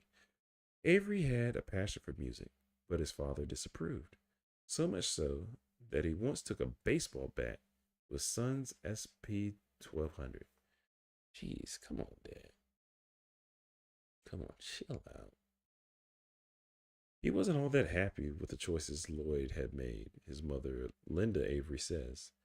But what his father wanted for Lloyd wasn't for Lloyd. It seemed Lloyd Avery, the second, had learned a valuable lesson from the incident, but not the one his father had intended. In June 1990, he was arrested for stealing studio equipment from the Guitar Center. It was around that time that Avery would get his big break, albeit unexpected. A friend, John Singleton, was making his first feature film. As Avery would later explain during his murder trial, oh, right. I met the right person at the right time and they put me in a movie. An Inglewood native, Singleton had excelled in the filmic writing program at USC and was a two-time winner of the Jack Nicholson Screenwriting Award. All right, so Lloyd had aspirations to make movies, and with undeniable raw talent, he had a drive to succeed. Shortly after graduation, this can't be Lloyd, this has to be Singleton. All right, let's read it as Singleton. He had aspirations to make movies, and with his undeniable raw talent, he had the drive to succeed.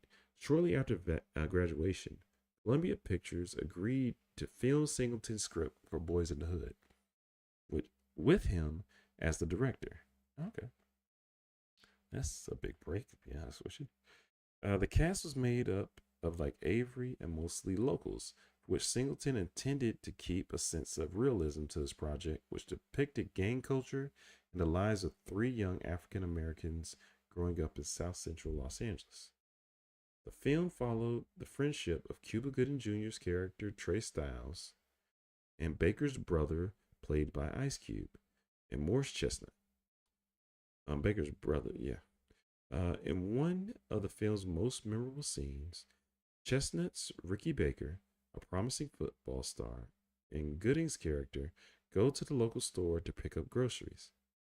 There, they spot a group of blood affiliated gang members led by Ferris, one of which was played by Lloyd Avery II, and the two split up to escape any trouble. Avery was required to be on set to show support, even if he appeared on the day's call sheet or not. His co stars remember him as friendly and humble, and he apparently took direction from his friend Singleton, who meticulously prepared Avery for his big scene, which so happened to be the most iconic scene of the movie. Yeah, it really was. It was a very iconic scene in the movie. He instructed Avery at every turn how to point the gun, how to generate a simultaneously cold hearted and menacing stare. No detail was considered too small. But the day's shooting did not get off to an encouraging start. The scene involving Cuba Gooding Jr., whose character was about to witness his best friend's murder, at this stage of his career, he was a method actor and spent all morning in his trailer brooding. Just before shooting, Avery greeted him, and Gooding snapped. Don't effing talk to me right now. A production assistant a production assistant stepped in to defuse the situation. Despite this discord on set, the finished scene is one of the most emotional in the film, a resulting masterclass in building tension that culminates in Avery Scene's stealing appearance as Knucklehead 2. That shot him that shot of him out of the window holding the gun is iconic, says Malcolm Norrington, a college friend of Singleton, who played Knucklehead number 1. John was so happy when he got that shot. The gang members eventually catch up with Chestnut's character, who is tragically murdered. Yeah, that is definitely very memorable scene in the movie. Avery's gun toting gangbangers is seen leaning out of the window of Ferris's bright red sports car, shooting Ricky twice with a double barreled shotgun, killing him instantly. Towards the end of the film, Ice Cube's Darren Doughboy Baker seeks revenge for the death of his brother and enlists Trey to help him. In the moments of redemption, Trey Style heeds the advice of his father and returns home. Baker goes through with his plan and catches up with Ferris and his gang outside the local fast food restaurant. As they attempt to flee, they are cut down and shot by an AK 47. Lloyd Avery's second character is killed outright, whilst his fellow gang members Ferris is executed by Cube's Doughboy. The poignant aftermath of Doughboy states his understanding of why his friends chose to leave before the murders and explains how he will too face retaliation for his actions. The film represents themes of revenge and gang culture prevalent in LA and would go on to become a critical commercial success. The film was nominated for Best Director, Best Original Screenplay at the 64th Academy Awards and was selected in 2002 for the preservation in the National Film Registry.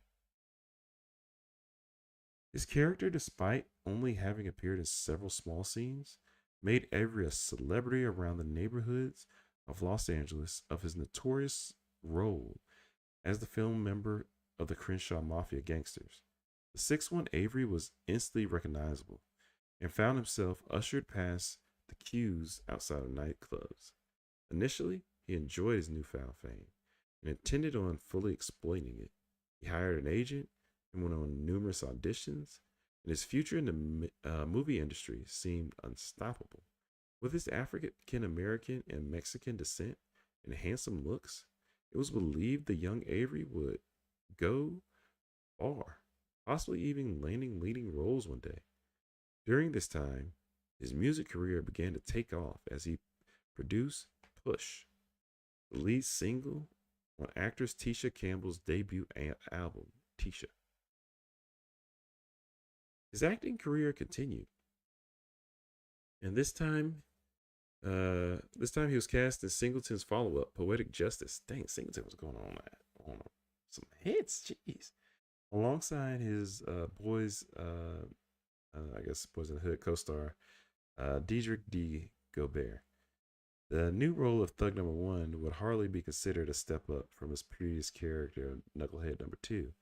But Singleton had planned to nurture Avery, who was, after all, an untrained actor. He starred alongside his brother Shay, who played Thug Number 2, as well as Janet Jackson, Regina King, and late Tupac Shakur. They're showing pictures, and now I can see it. Dang, that's crazy. Him and his brother was in it. His cameo, where he was once again murdered Once again, murdered an innocent character is the strongest thread connecting poetic justice as the successor to Boys in the Hood. It is quite a different film from Singleton's debut, excuse me, being both a road trip movie and love story, and is quieter and slower than Boys in the Hood, but also unfocused. The film proved a disappointment with critics and underperformed at the box office. Poetic Justice would be a disappointment to Avery too. Oh dang! I like Poetic Justice. In his brash style, he let Singleton and everyone else at the film's premiere know exactly what he thought of it. At the closing credits rolled, Avery stood up and shouted, "This was whack, John." The incident didn't prove to be the end of Avery's friendship with Singleton, but it was just the latest instance of Lloyd being Lloyd, as the actor's inappropriate outbursts returned. Yeah, you can't do that though, not to the director. Dang, I like Poetic Justice. I remember watching the whole thing. Dang. Around this time, Lloyd Avery was staying with Quincy Jones, the producer and filmmaker known as QD2, who resided in the jungle, where Avery had become a legend because of his role in Boys in the Hood. He probably got a pass for the fact that he killed someone as a blood on the film, says Baldwin C. Sykes, a Compton native who played Monster in Boys, and says he received similar praise because of his character in the film. Up to this day, I have people say, "Monster, you shot the blood, you represented. You should be down with the hood." And I'm like, I'm not down with the hood. This was an acting role. Avery thought differently. Considered Knucklehead number two as his claim to fame and a role that defined him, it would be a moment he would relive off screen. This ain't good. Not long after the release of Boys in the Hood, Lloyd Avery shocked those closest to him by moving away from his middle class neighborhood and relocating to an area known as the jungle. Oh God, this is dumb.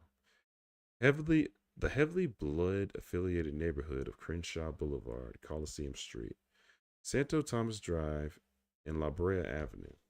Lloyd seemed to embrace the culture of his new home.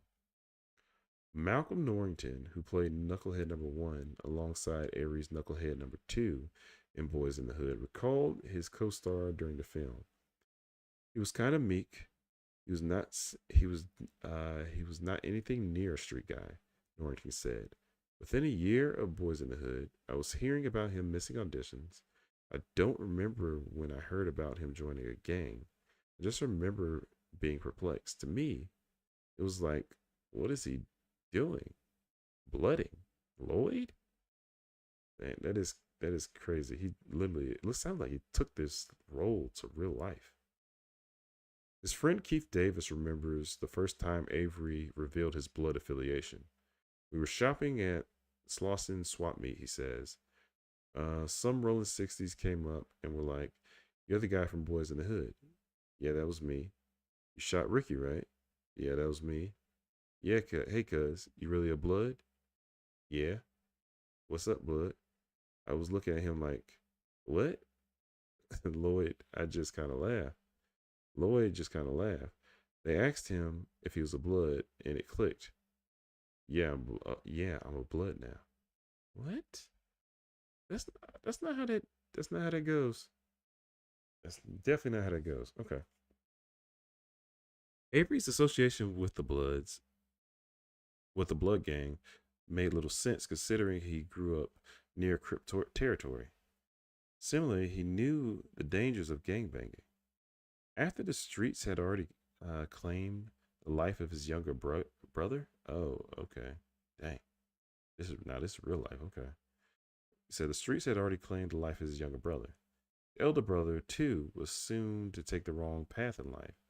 But on the opposite side of his brother would choose, Shay Avery was admitted into UC Berkeley and UCLA after gaining a 3.6 GPA at Beverly Hills High, but decided he wouldn't attend either school. All right. As he stated in 1992 Los Angeles Times article, he just felt some kind of attraction to the streets. What?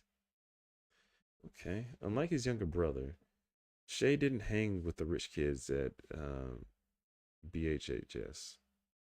Is that Beverly Hills? Yeah, Beverly Hills High. Though he claims to have partied with the Menendez brother on prom night. Oh, all right. Well, we'll see how that went for the Menendez brothers. He dressed in as Eazy-E cosplay, and although he wasn't gangbanging yet, he felt there was a certain image he had to live up to. It's crazy. These are two kids that are in the middle class, and they feel like they had to do all this. It says gang affiliation among R&B stars is something that was and still is prevalent. However, very few actors have become embroiled in the gang warfare of the streets. In November of 1994, Avery's Boys in the Hood and Poetic Justice co-star Diedrich D. Gobert became involved in a gang-related fight, during which he was shot dead along with a friend after attending an illegal street race. The actor was killed days before his 23rd birthday. Jeez. He formed his own crew, the GGFs, which stood for Don't Give a F. And each night, these young hoodlums went out looking for trouble. I like how the writer puts hoodlums. That's funny. Young hoodlums. Wow. Sounds old.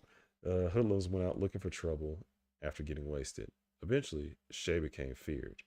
Shay once came to a party with Lloyd and I, Dorn Reed recalls. The whole other gang is there. All of a sudden, Shay starts throwing rocks at them. The other gang was like, what the F is going on?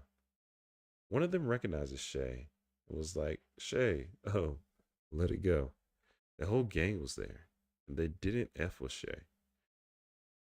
That was a little insight into how crazy Shay was. Shay soon graduated from the DGFs into the Rolling 60s, notorious Crip set on the other side of Slauson. He was expected to put in work, a broad term that even today Shay struggles to explain. If you wanted to establish yourself as someone in your hood to be reckoned with, if you wanted to earn your stripes or even give your neighborhood a name, if you from a neighborhood and you already have a reputation of being troublemakers or being the toughest, then you not only defend your neighborhood, but let's go over here to such and such neighborhood and put in work without saying too much. Put in work, terrorize them, whatever comes with that. Jeez. Eventually, putting in work is the price a gangster pays to be accepted, gaining the value of brotherhood that comes with it all, which is the primary appeal of gangs. Putting in work can often result in retaliation, as Shay learned. He had lost two close friends to gang violence during the summer of 1990. Afterward, he was consumed with rage and started carrying a 22 caliber revolver, which made him feel untouchable. A revolver did, not an AK? All right. Well, I guess you can't hide an AK.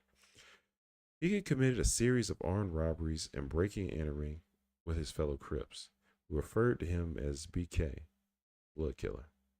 Considering how dangerous the lifestyle is, some 30 years later, Shay says he feels lucky to be alive. All the stupid nights just doing stupid stuff every effing night. He says from his Augusta home. Oh, he lives in Augusta, Georgia? Wow.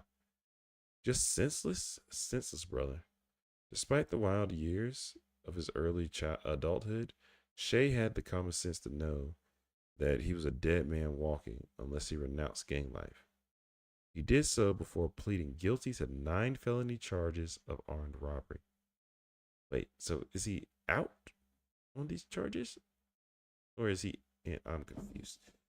Over the next 4 years, Shay Avery served time at different facilities around the California penal system at Chino, Richard J. Donovan, and Jamestown, where he was tasked with fighting fires alongside with other inmates.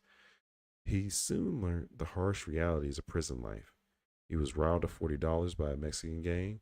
In order to protect himself, he sharpened shanks but was ratted out by his cellmates and spent some time in the hole. Jeez. But all those experiences caused him to grow as a person. In prison, he learned carpentry and cabinet making, adding to the skills he accrued under his father, and at Trade Tech, while also befriending members of former rival sets. When he was released from prison in March 1996, he promised to finish school, start his own business, and work hard. He wanted to be a good person. He vowed never to go back to the gang lifestyle. But during the past 57 months, much had changed with his family. When I went to jail, Lloyd was a goody two shoes, he said. By the time I got out, he already had a case. Lloyd Avery had by the time had by that time multiple cases pending when his brother was released from prison, and he would soon add burglary and weapons possession charges to his burgeoning arrest record. He had firmly settled into the jungle, a Bloods affiliated neighborhood in South LA, where he was said to have connections with Black P Stone set.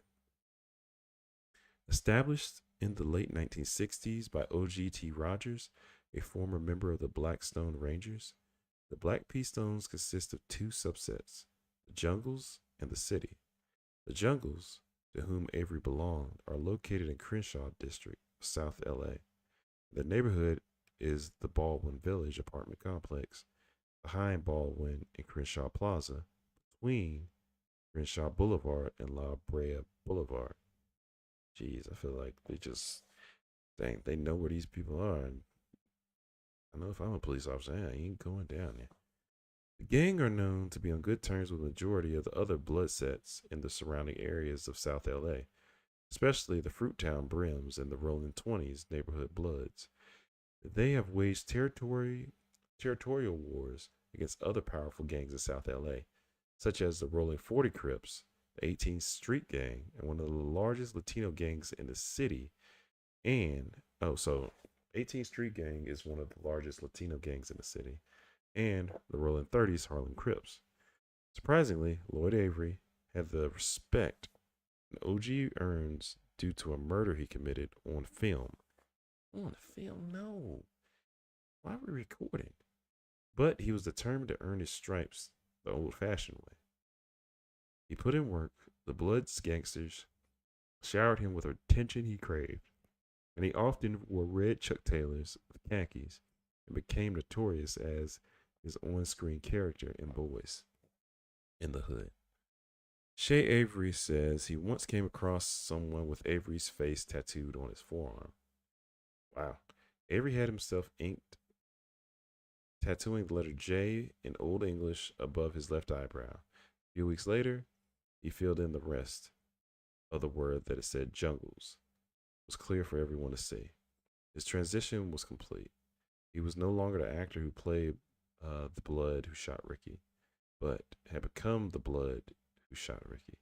His anger and frustration had festered into criminal activity stemmed from the fact that he was desperately wanted to be a star, but was coming to terms with the realization that it wasn't going the way he wanted. Casting opportunities like Boys in the Hood had come so easily that Avery believed every role would come easily. Well, the thing was, the one friend had got you in the industry. You kind of backstabbed him with those comments, so he doesn't want to work with you. And I'm pretty sure in the industry, you know, he won awards for Boys in the Hood. Probably not Poetic Justice, probably till years later, if I take a guess. Because Poetic Justice was actually good, but yeah,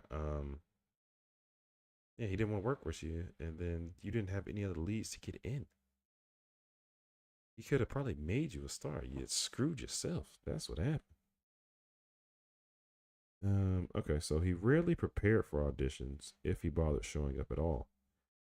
I auditioned him once, Dorn said, and if that's how he was auditioning, he wasn't going to get anything. Avery's music career had also stalled, despite the numerous and influential industry connections. Despite appearing in a big blockbuster like Boys in the Hood, Avery's subsequent acting work was erratic. and he wouldn't appear in another film until 3 years later.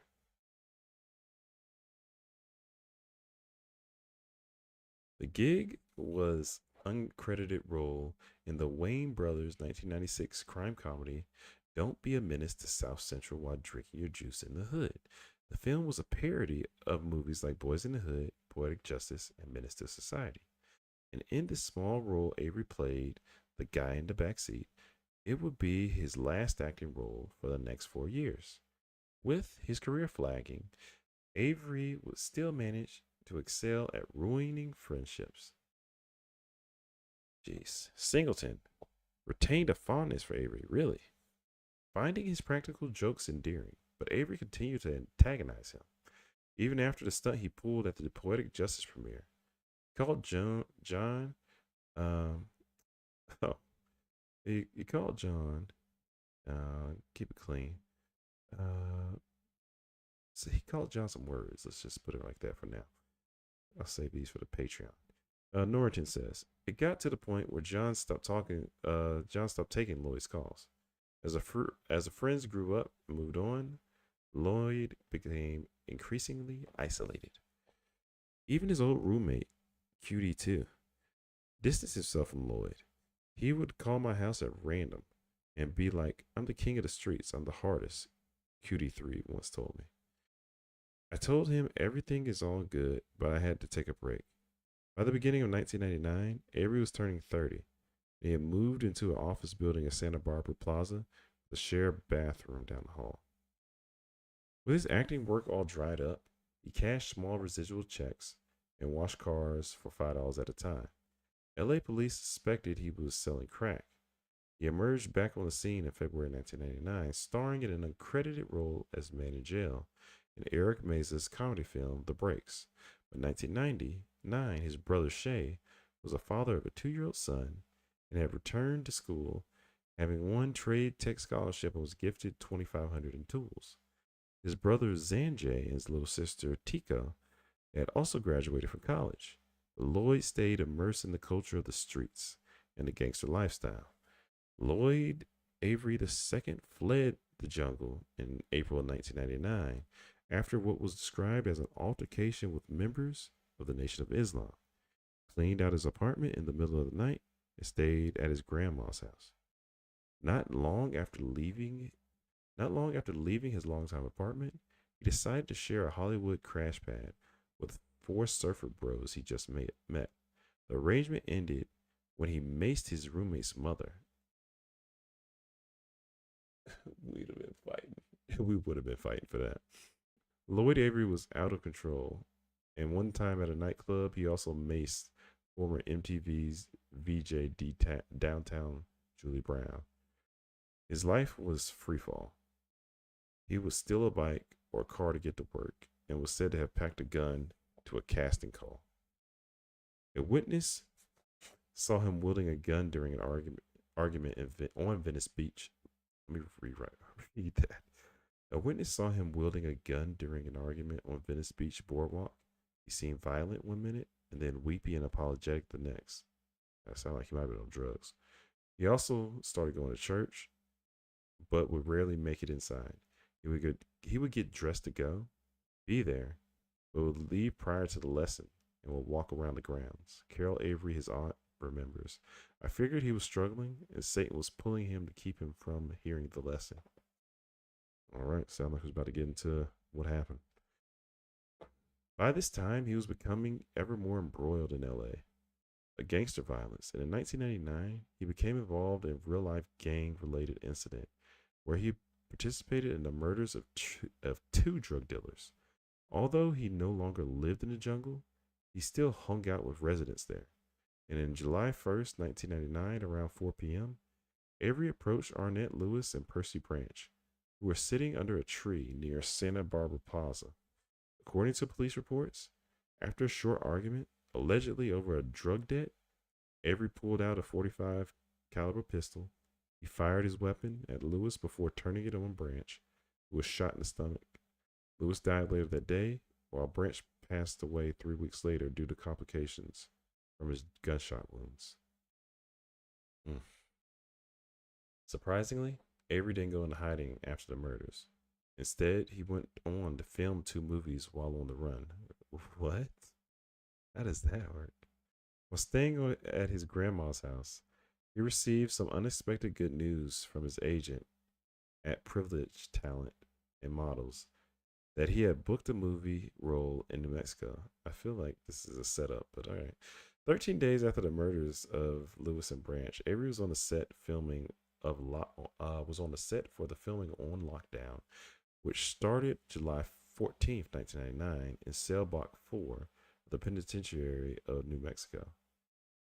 The location the location was the scene of one of the deadliest prison riots in United States history. It was known as Old Main, and in this section of the prison was closed down in 1998. But there were still relics of the violence, such as the axe missile or axe marks where the snitches were decapitated. The atmosphere on set was tense. When filming wrapped for the day, the crew would often unwind at a local bar. Lloyd refused to mix with the crew, preferring to remain in his hotel room. On the rare occasion he attended, he ended up fighting with one of the lead actors, DeAndre Bonds. The scuffle was broken up by the tattoo artist on set, which led to Avery feuding with the hair and makeup department. Yeah, he got problems. He said he was going to find me and my family when we got back to LA, says the makeup department head Melania Mills, and that he was going to murder us. Avery had already made himself a pariah on set, having scrapped with Gabriel Cassius following their fight scene, and threw a tantrum after filming the scene during with which his character Nate was thrown into a freezer. Yeah, I would say you're not getting any main roles, man. So you're too impulsive. But possibly his biggest mistake was continuously antagonizing Percy Miller. Ain't that known as Master P? Yeah, I'm about to say, what are you doing? One of the stars and producers of the film. These guys would come to me and say, "Do you want us to F him up?" Says director John Lessenhop, who told them, "No, please leave him alone." As a result, the producers cut some of Avery's scenes, and he was soon to be thrown off the set. Just dumb. You're already on the run. What are you doing?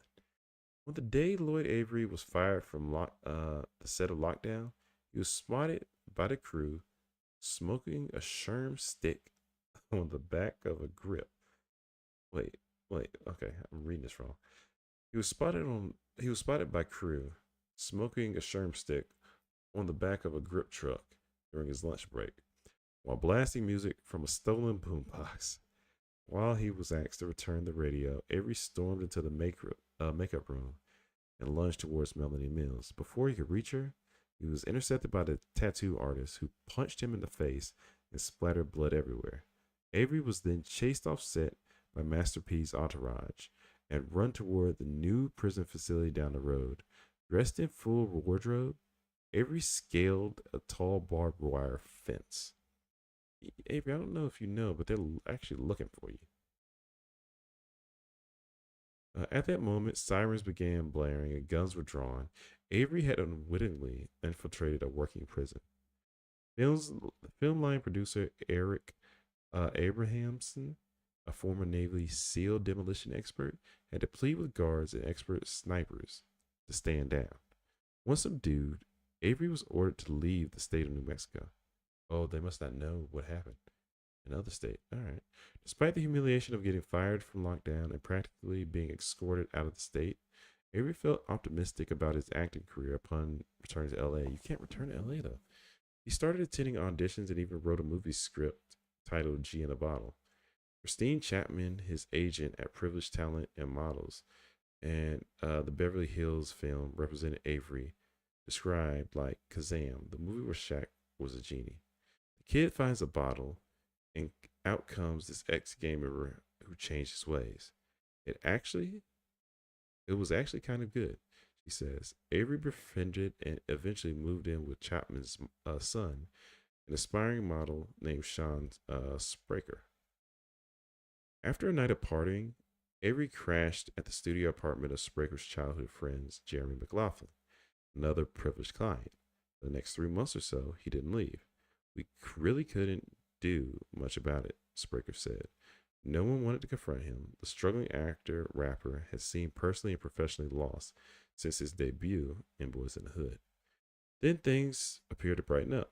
Albeit momentarily, Avery landed what was to be his most influential role to date as the gangster in G Ride in 2001. Independent, low budget indie film shot which documented life on dangerous streets of South Central LA. Roger Roth, the film's writer and director, says he was impressed by Avery's audition, who underplayed his emotions during the scene he read. Roth had found the actor who would be his G Ride. In the movie G Ride allows a white photographer named Robert, played by Brandon Carr, essentially a stand in for Roth, to ride with his gang, document life in the hood. Avery would be the ideal method actor for this role. He asked Roth to dress him as G Ride and kept his prop gun tucked in his waistband. Okay. The role came naturally to Avery, and it showed in his performance. He's one of the best actors I've ever worked with, Ross said. He could nail every line. He could make you believe it. He could make you feel it. For the first time since he started in Boys in the Hood, Avery became completely invested in the project. Problem is, when they find this dude, that's going to be the problem. He demanded a final product be real and authentic. He would protest when a line dialogue or a costume felt anything less than the real McCoy. In an effort to pander him, Roth went along with his decision. Avery would serve as a technical advisor to the film, along working with director Roth and perhaps offering his own expertise of gang-related life in the jungle. To get it right, he pestered Avery with questions about the hood and even his own past. I asked him if he was ever involved in a killing, and he just gave me a smirk, Ross said. I even thought it was kind of cool. It didn't register the heaviness of having to kill someone. Before long, the relationship between star and director came to mirror that of G. Ride and Robert. Avery started to bully and intimidated Roth on several occasions. He promised he would kill him. Avery got a problem. I'm going to wait until I'm gonna wait until you think that I effing forgot about it. Avery would tell Roth, in some more colorful terms as well. As for how he planned to kill him, Roth says, I don't repeat the threat. I don't even tell people closest to me. This way, I just know it died with him.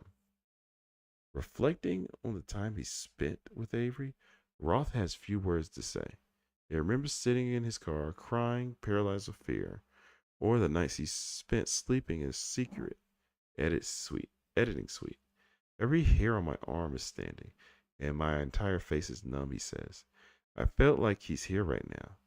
I've never felt that way before. I believe in an afterlife, so that's possible. When I think back on Lloyd, it's one of the greatest missed opportunities, Rolf says.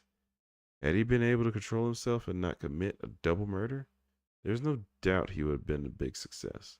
But Lloyd Avery had much on his mind. The past was catching up to him. With this actor turned gangster turned acting gangster, who all at the time had been harboring his dark secret. People I ran into were like, what's going on with Lloyd? It seems like he's self destructing, says his younger brother Shay.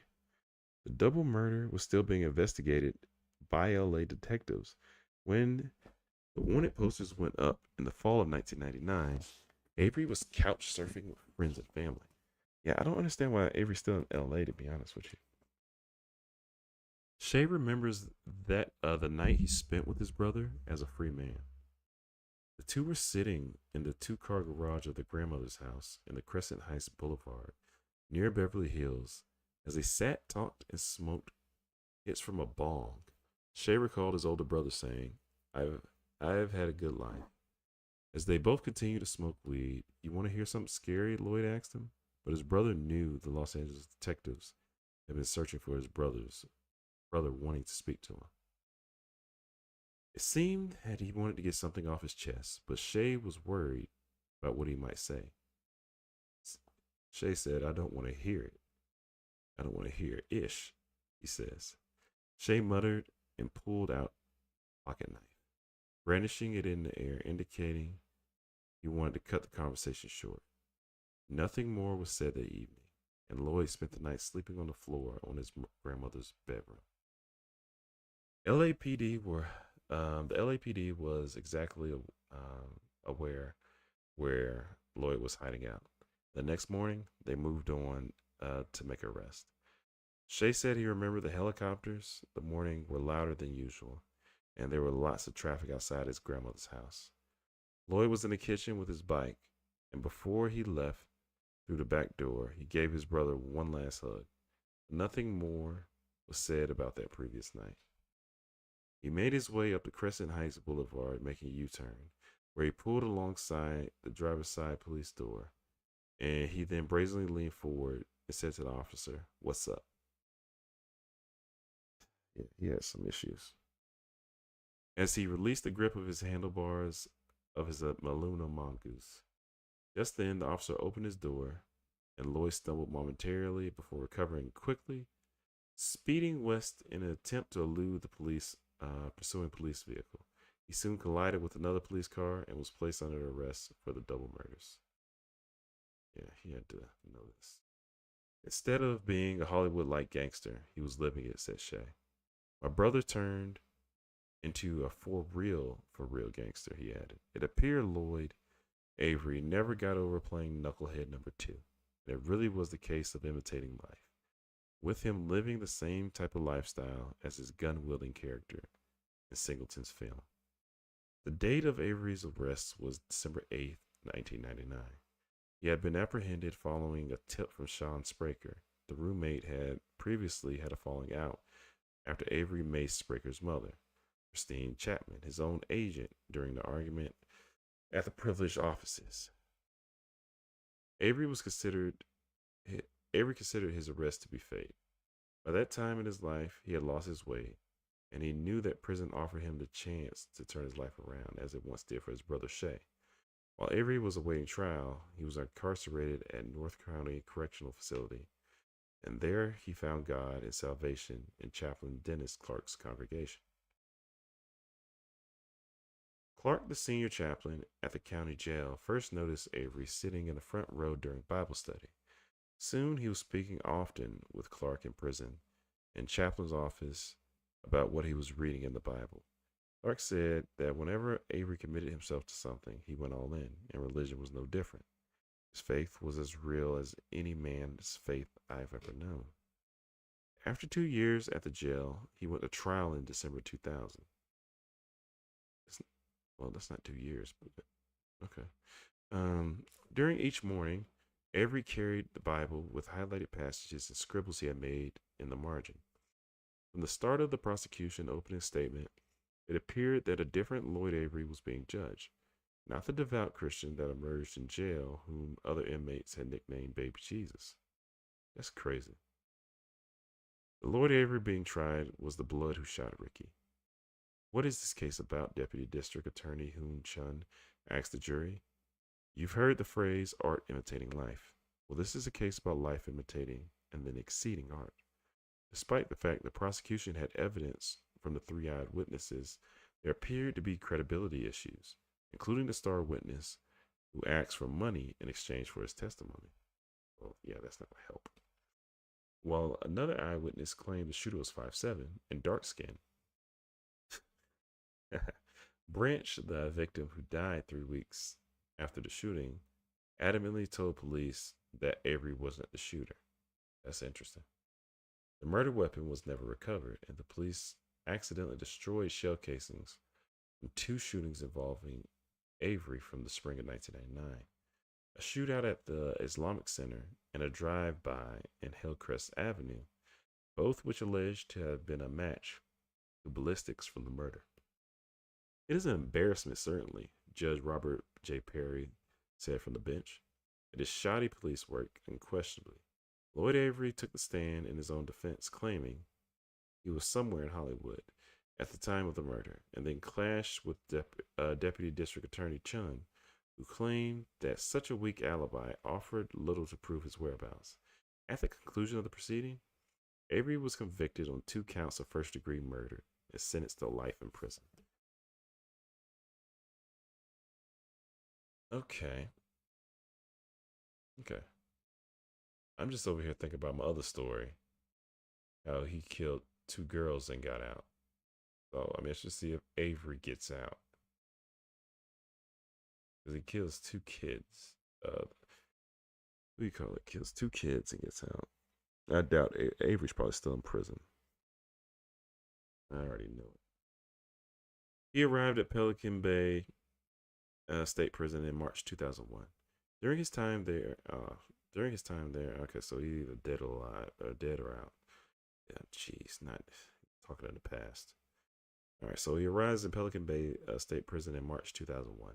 During his time there, Lloyd Avery kept out of trouble and mostly preoccupied with spreading God's word to his fellow inmates, something that would ultimately cause his death. Yeah, I already saw it. In August 2005, Avery was paired up with in a double cell with another inmate. The cellmate was Kevin Roby, an Air Force Academy dropout and paranoid schizophrenic serving a life sentence for the horrific R word, you know the R word, and murder of his sister. Dang! In January 1987. During his time in prison, oh, yeah, and he's not getting out. But the other guy, I still don't understand how the other guy gets out. During his time in prison, Roby had found a different faith to Avery, that of Satanism. Oh, well, that's probably literally the opposite faith that Christians want to have to deal with, if I take yes. The devout Avery believed that the divine providence had offered him an opportunity in this living arrangement. I know God has him around me for a reason. He wrote to Chaplain Clark in a letter dated August 29, 2005. He knows very well that I'm a devout Christian. I pray for him to the Lord every day that he gives his life to God. What happened next is mostly known from Kevin Roby's own account, where he claims that Avery had apparently tried to convert him, albeit unsuccessful, and was warned by Roby to stop preaching about God. On the evening of Sunday, September 4th, 2005, the spiritual disputes between Avery and Roby turned violent. He tried to. Jeez. I'll tell you. He was pushing his agenda to convert me to Christianity, which led us to fighting.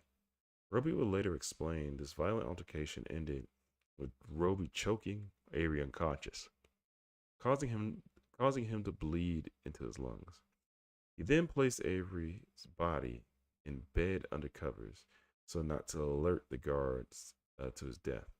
Over the next day and a half, correctional officers made 11 counts of the inmates, which including a standing count at 4:30 p.m. on Monday. During each of these counts, Avery was tallied.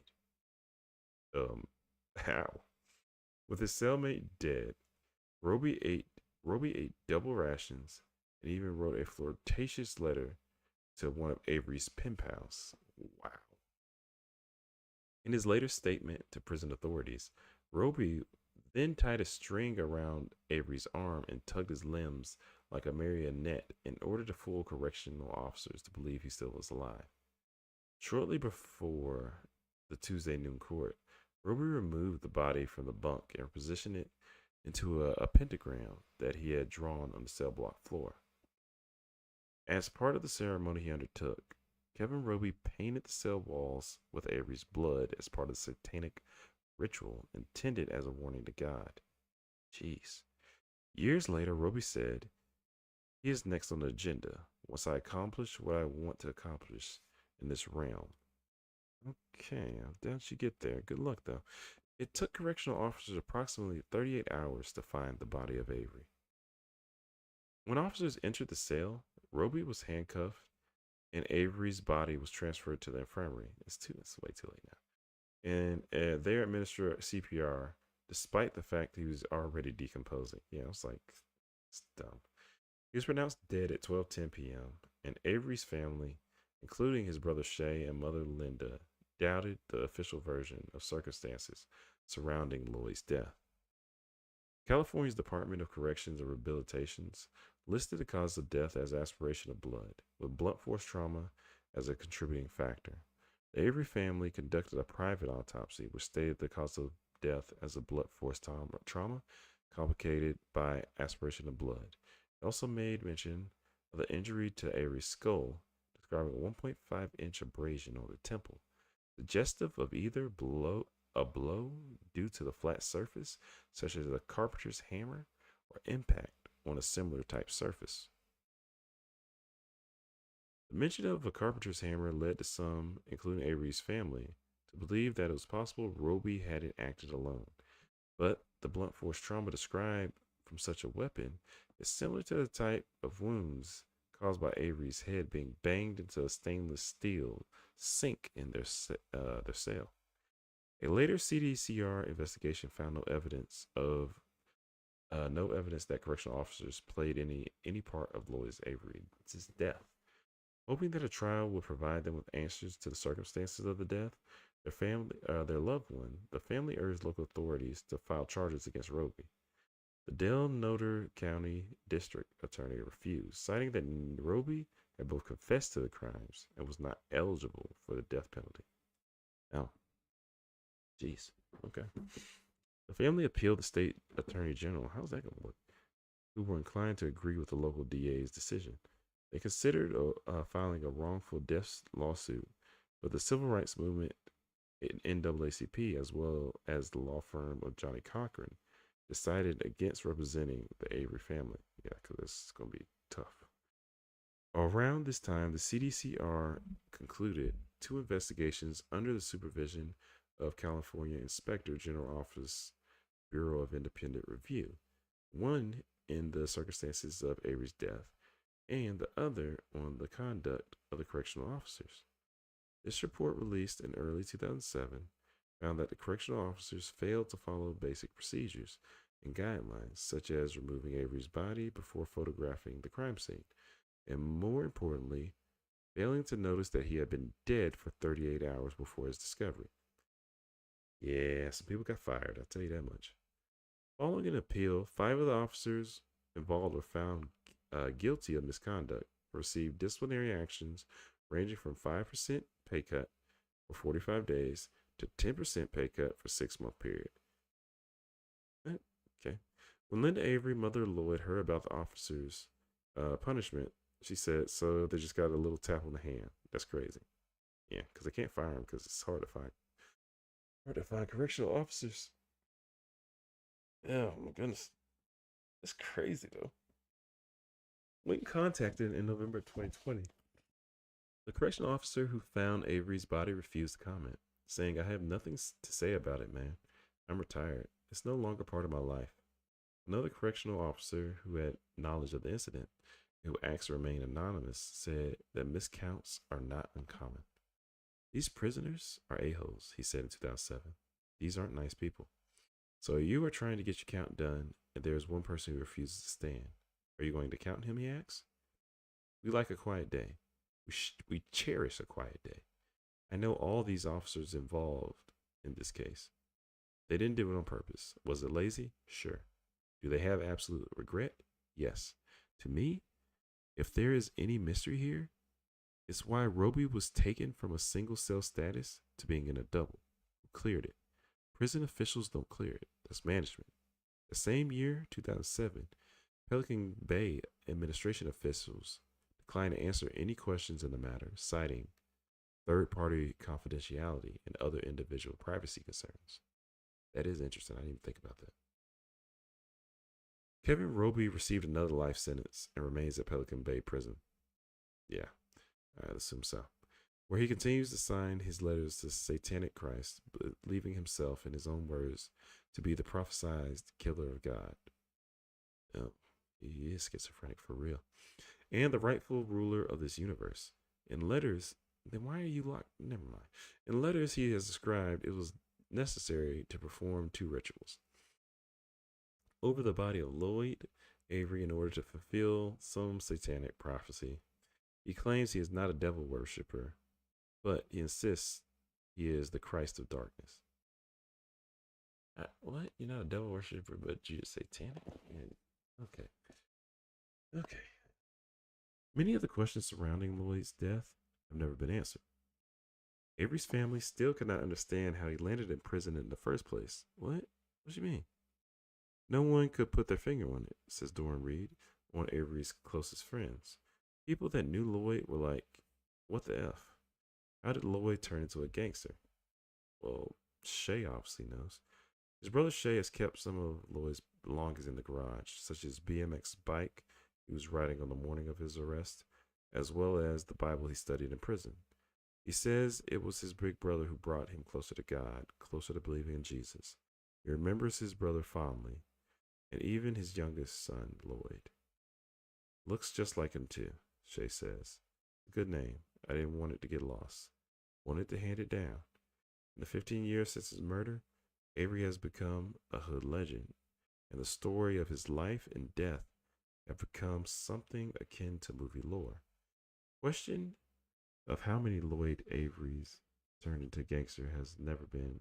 Oh, the question of how Lloyd Avery turned into a gangster has never been adequately answered. Shay Avery likens his brother descent into gang life that of Tupac Shakur. I like to call it Tupac syndrome, he says. He, being Lloyd, felt that he had to prove something when he really didn't. Even if you have money and fame, you will sacrifice all of that just to have respect from a bunch of thugs. The aspiring actor turned gangbanger had chosen a violent life, and ended up dying a particular violent death. Dang, that's crazy. So it's like basically it's like faking it till you make it, but then it like really becomes part of you, and then I guess you're not faking it anymore. But I don't understand. That happens a lot in our community, though, and that's why I know like like the old, like older generation. They try to keep you away from like gangs and stuff like that. Just being black and whatnot. So let's say he's black and Mexican. So, but yeah, man, it's tough because he didn't. My thing is he didn't have to go down that lifestyle. His dad had a business. He could have definitely been into business. Had a good upbringing. Had both his parents. Both his younger siblings seemed to do well for himself. His brother, after he got out of jail, seemed to do good for himself. But by the time his brother got out of jail, he probably saw. I'm assuming Lloyd saw his brother, and it was like, maybe I want to be like him. That's the only thing I can think of. And the younger two siblings probably saw both of them. Was like, I'm not being like either one of them two. But yeah, I guess he found God. That was one of the enlightening things at the end of it. But still gets killed by a psychopath. So I don't know. I just don't. It's sad that it took him to go to jail before he realized what he did. And the part where it says the family, and that's the thing about your family, you're always gonna ride for your siblings, your son, daughter, whatever. You're always gonna ride for them. But I'm pretty sure they knew what he was doing. If he was gang banging, going upset, tattooing, tattooing himself, and into the gang anyway. Also, they knew. But today was a different string. It was longer. I didn't expect that to be a long read. I did not expect to be here for 2.5 hours, but here we are at this point. So, I of course y'all know me. I am definitely calling that. You know how I said I was gonna read one more? Oof, and realize what this one more was. But I am going to call it there. I will see y'all again later. I have clips to make. But other than that, stay cool. Um, the story.